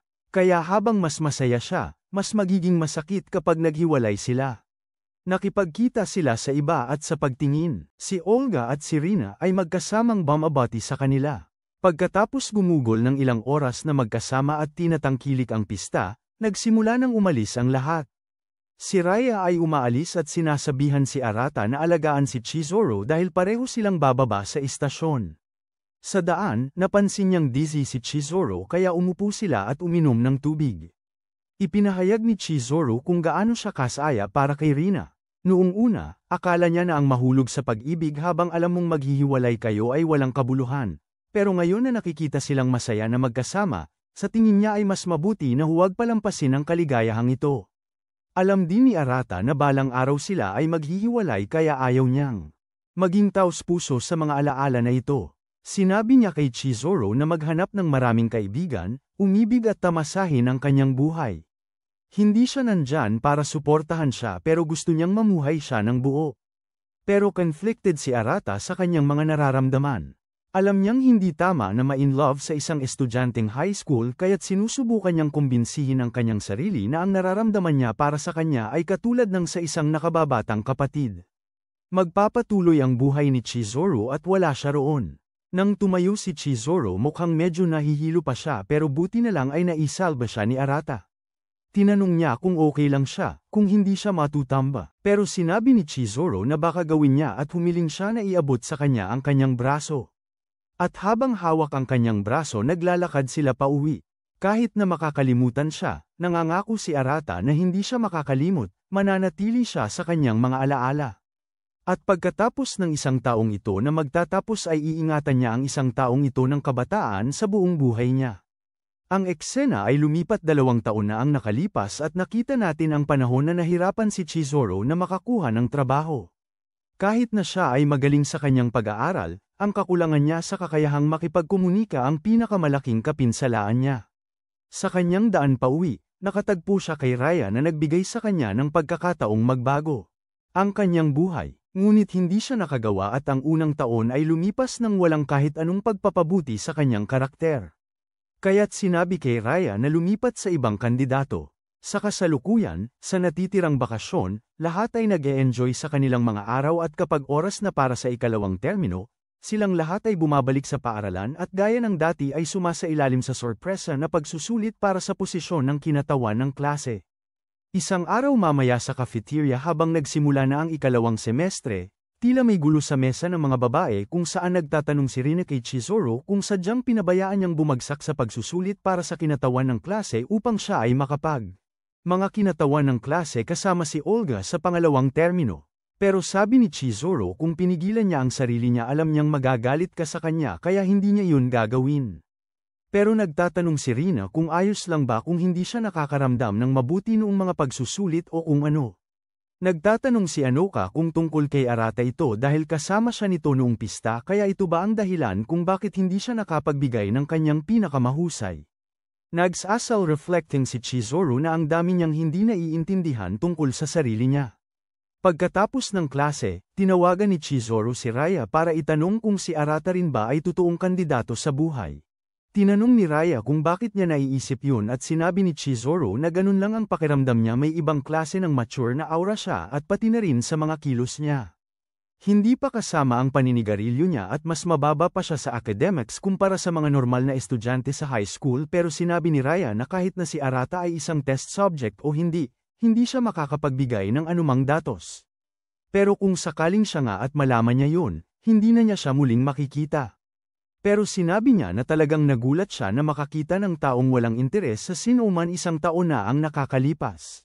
Ay nakamasid na sa iba. Ipinagmamalaki niya siya at natutuwa siyang makita ang kanyang pagbabago.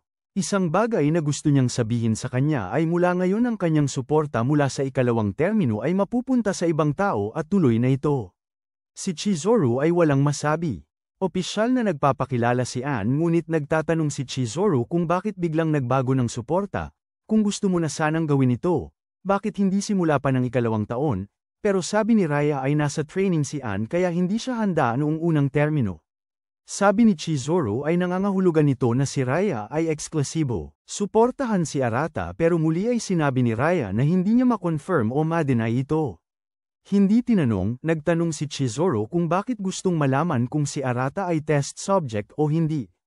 Ito ba ay dahil sa kuryosidad o dahil wala nang dahilan para pigilin ang kanyang mga damdamin dahil hindi siya magiging high schooler? Si Chizuru ay nag-iisip ng malalim. Kinabukasan sa paaralan, dahil malapit na ang kulturang pista, ang klase ay nangangailangan ng mga voluntaryo upang kumuha ng responsibilidad.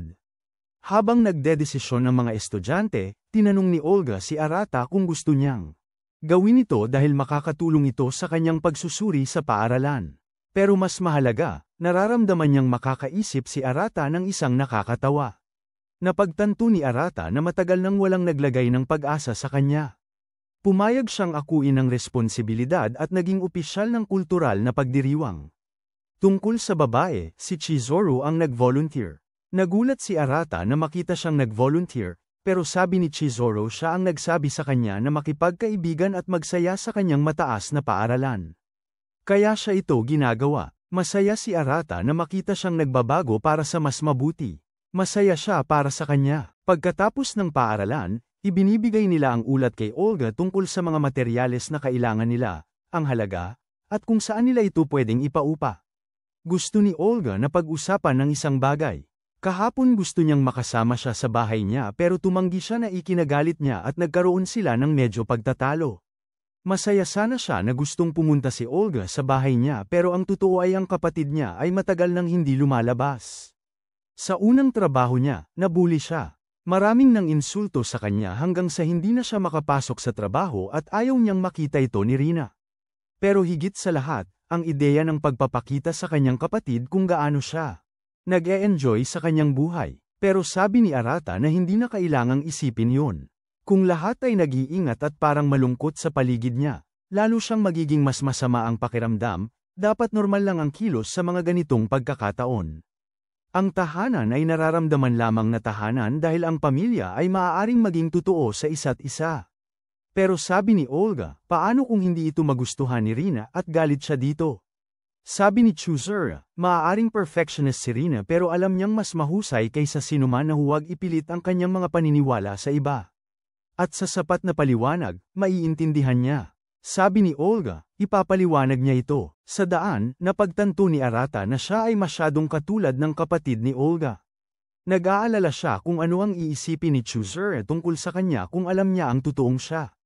Pero tinanong niya ang sarili kung bakit niya pa ito pinapansin. Habang lumipas ang mga araw, ang lahat ay gumagawa ng kanilang bahagi sa paghahanda para sa cultural festival. Nagtratrabaho araw-araw kahit natutulog sa paaralan. Isang araw, natagpuan ni Arata si Chuzura na natutulog.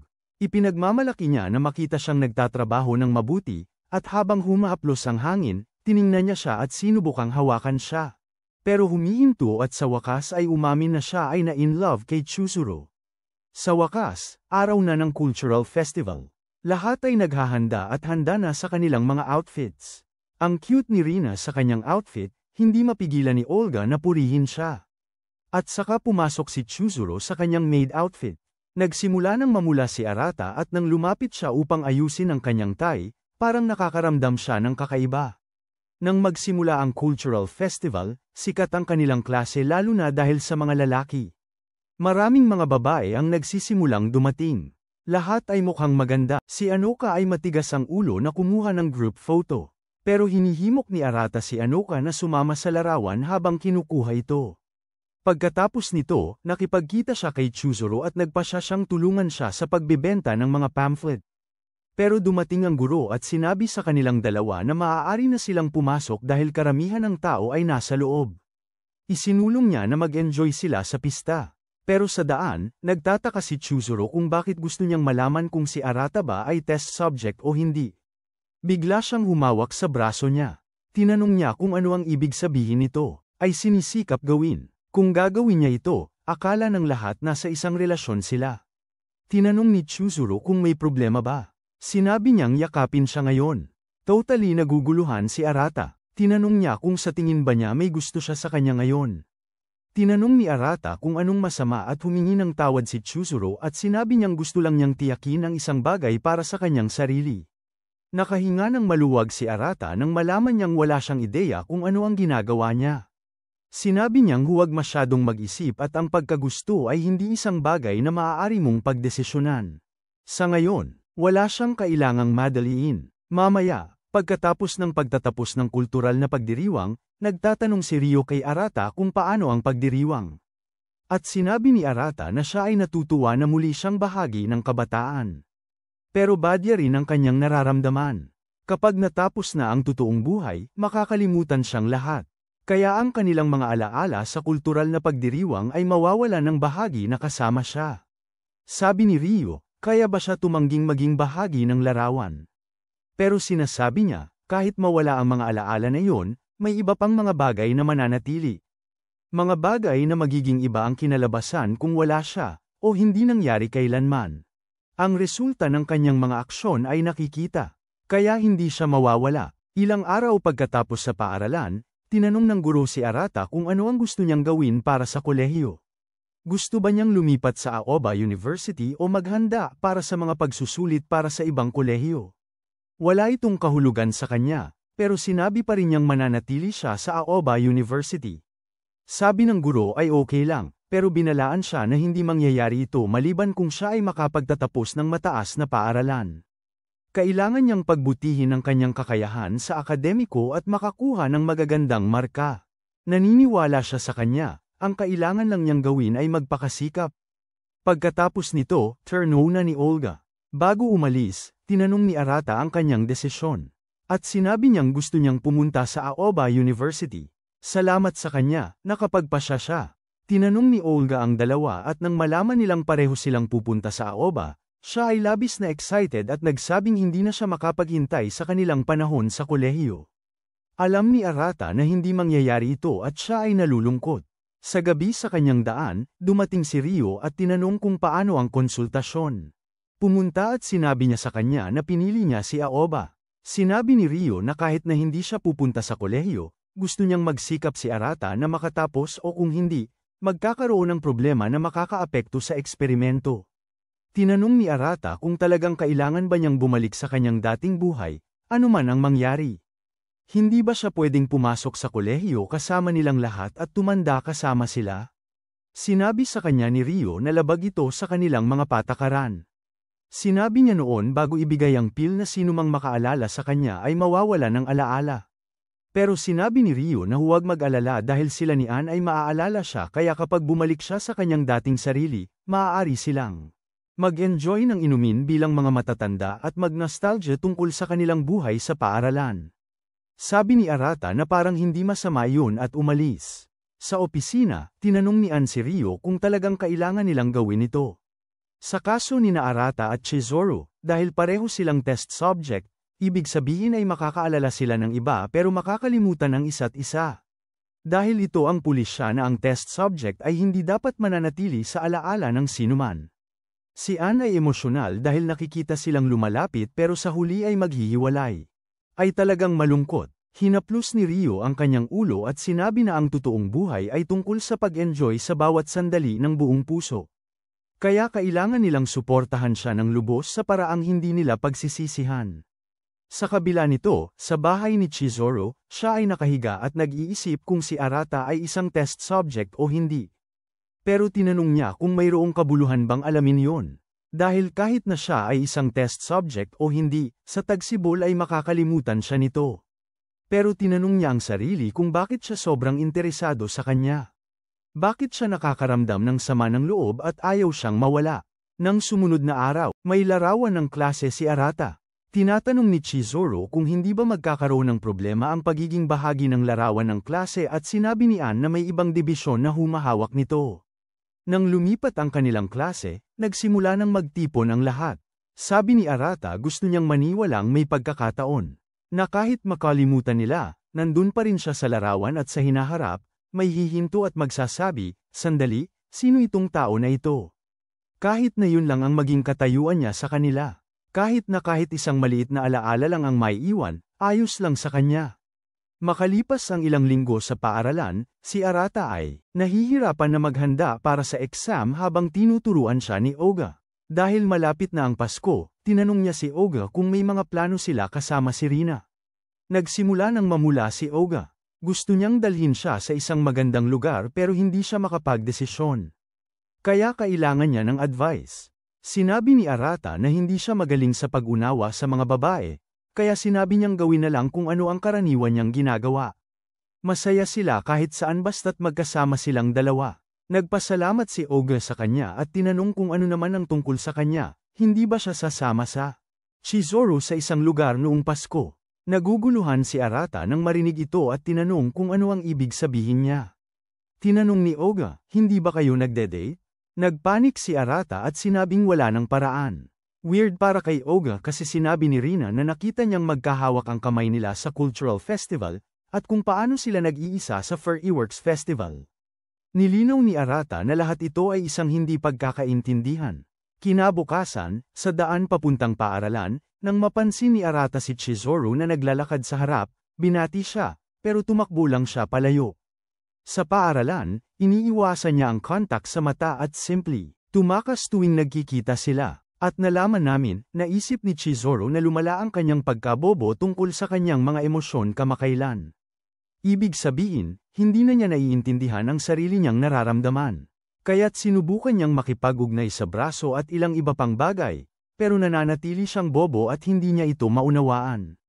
Nang umaga na yun, nagpasya siyang gumawa ng distansya sa pag-asa na makakatulong ito sa kanya na makakuha ng ibang pananaw. Pero marahil may ibang emosyon na nagtutulak sa kanya. Tinanong ni Rina kung ano ito, at sinabi ni Chizuru na hindi niya alam. Sinabihan siya ni Anoka na, isipin mong mabuti kung ano ito. Hindi siya makakatakas dito na parang hindi niya alam. Isang hakbang na lang siya mula sa pag-unawa sa kanyang sariling nararamdaman, at umaasa silang mapalad siya. Sa P-class, parehong nahihirapan sila Arata at Oga na tumakbo sa malamig na panahon habang ang mga babae ay nasa loob, naglalaro ng basketball. Tinanong ng kanilang Anoka si Chizuru, bakit hindi siya makipag-date kay Arata? Baka makatulong yun sa kanya na malaman kung gusto ba niya ito o hindi. Sa kabilang dako, hindi naman nalilito si Arata sa mga kilos ni Chizuru, alam niyang nag-iisip lang siya ng labis tungkol sa isang bagay. Noong mga sandaling yun, lumapit si Chizuru sa kanya at tinanong kung mayroon siyang plano sa Pasko. Nang sinabi niyang wala, inanyayahan siya nitong makipag-date at magsasend siya ng mga detalye mamaya. Pagdating ng gabi, natanggap niya ang mga detalye mula sa kanya.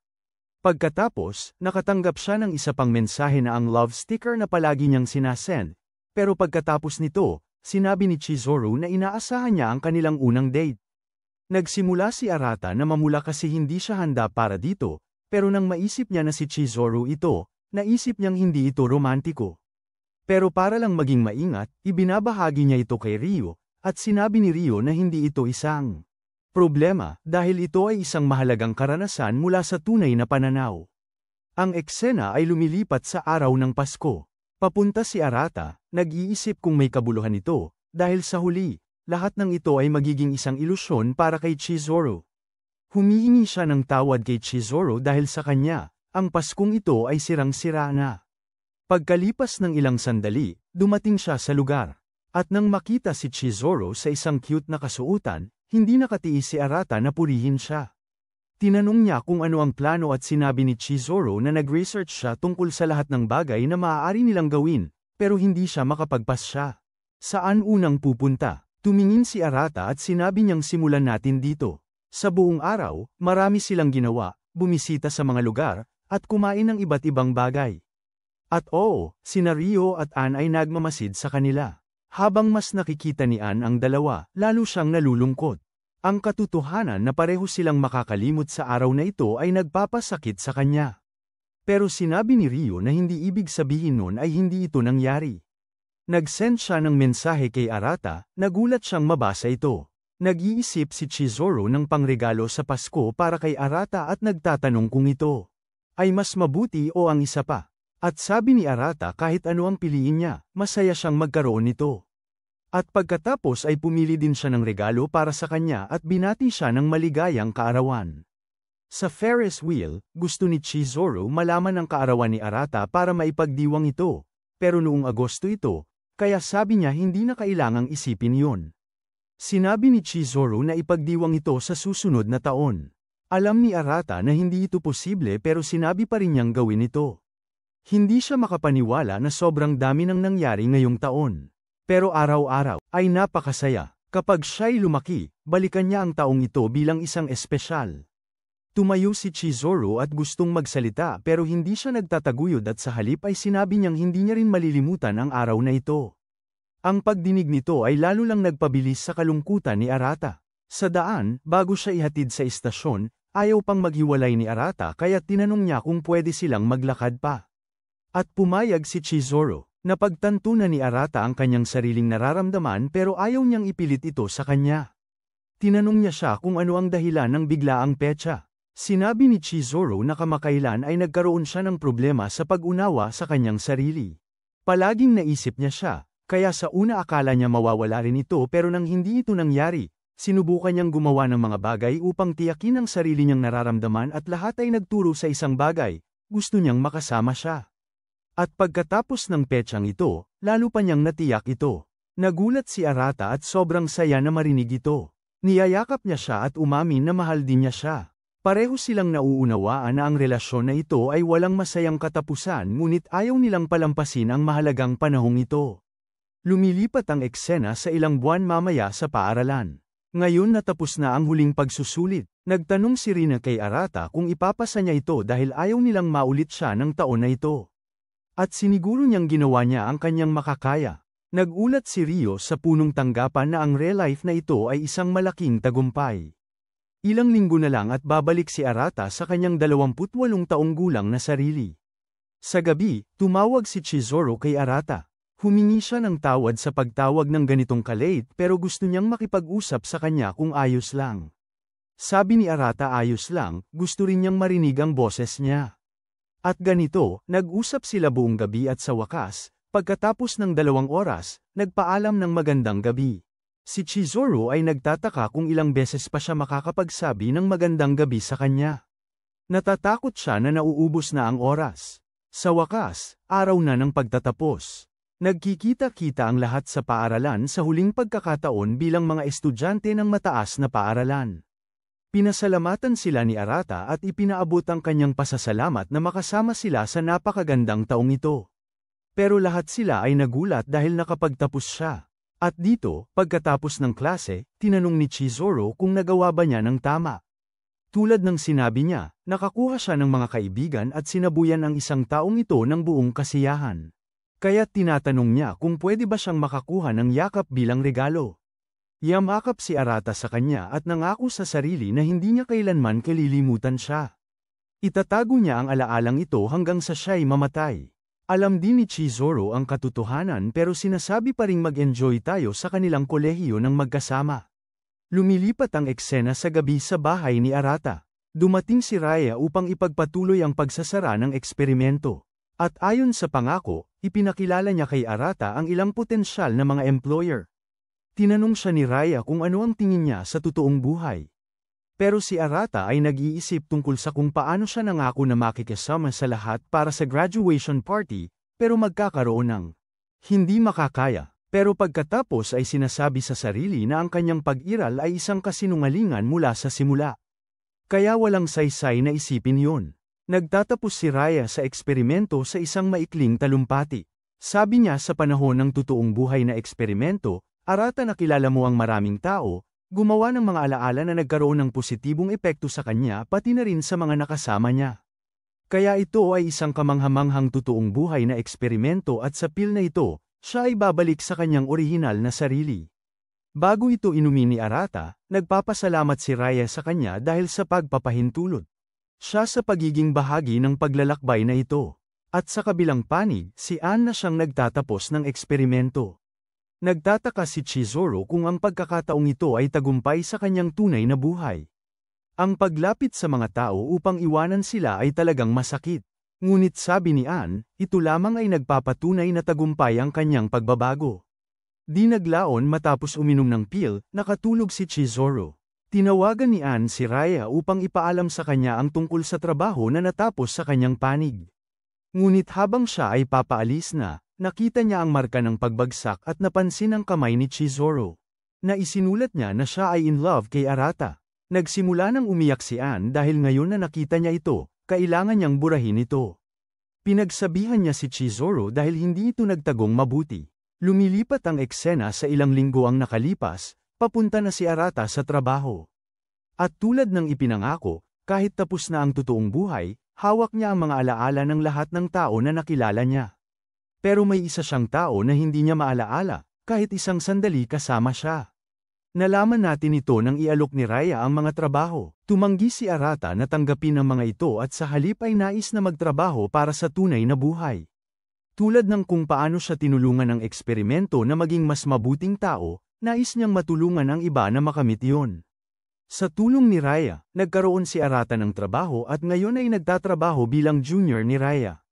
Matapos ang ilang linggo, nakilala niya ang kanyang unang potensyal na test subject, at ang tao ay walang iba kundi ang kapatid ni Oga. Pagkatapos ng kanyang pagpupulong sa kanya, dumaan siya sa isang restaurant kung saan ang kumpanya ay nagtrito ng hapunan sa lahat. Umupo siya, pero isang babae ang lumapit at sinabing uupo siya dito, at walang iba kundi si Chizuru. Humihingi ng tawad si Arata pero sinabi niyang ayos lang, pwede siyang umupo, kailangan lang niyang kunin ang kanyang mga gamit. Habang siya ay umaalis, napansin ni Arata ang strap, na nagsimulang mag-trigger ng kanyang alaala, pero bago siya makapag-usap sa kanya, hinayla siya ng kanyang senior at pinasok siya sa mga inumin. Matapos ang kanyang hapunan, nakahandang umuwi si Arata, pero muli niyang nakatagpo si Chizuru. Pareho silang naghihintay sa taxi, at may awkward na katahimikan sa pagitan nila. Si Chizuru ang unang nag-initiate ng usapan, sa pagpapakilala sa sarili, at ibinabahagi niyang nagtatrabaho siya para sa real life sa ilalim ng Departamento ng Pananaliksik. Narinig niyang tinutukoy ng mga nakatatanda siya bilang isang test subject, kaya tinanong niya kung bakit hindi niya ito itinago. Sabi ni Arata, ginawa niya ang real life noong nakaraang taon, at dahil nagtatrabaho siya sa support division, halos lahat ay may alam dito, kaya't hindi ito isang bagay na maaari niyang itago. Sabi ni Chizuru, itinago niya ang kanya, dahil ayaw niyang tanungin siya ng mga tao tungkol dito. Tinanong ni Arata kung nangangahulugang siya ay isang test subject. Sabi ni Chizuru siya nga, pero ang kanyang eksperimento ay isang kabiguan. Sa halip na isang taon, kailangan niyang dumaan ng 2 taon. Tinanong ni Arata kung ayaw ba niyang ibahagi ang ilan sa kanyang mga karanasan. Sabi ni Chizuru na ang unang taon niya ay kakilakilabot, pero ang pangalawang taon ay napakasaya. Nakagawa siya ng maraming kaibigan, pumunta sa isang pyrotechnics festival, tumulong sa isang kaganapan sa paaralan, at kahit nag-date siya. Tinanong ni Arata tungkol sa batang lalaki na nakipag-date siya, pero hindi maaalala ni Chizuru ang pangalan nito. Inilarawan niya ang tao bilang isang paputok, na pumasok sa kanyang buhay, nagbigay liwanag sa kanya, at gumawa sa kanya na mas mahusay. Tao pero biglang nawala. Ipinakita niya kay Arata ang mga strap na ibinigay niya sa kanya, at sa sandaling parehong napansin ng dalawa ang strap ng isa't isa, bumalik ang kanilang mga alaala, at naghalikan sila.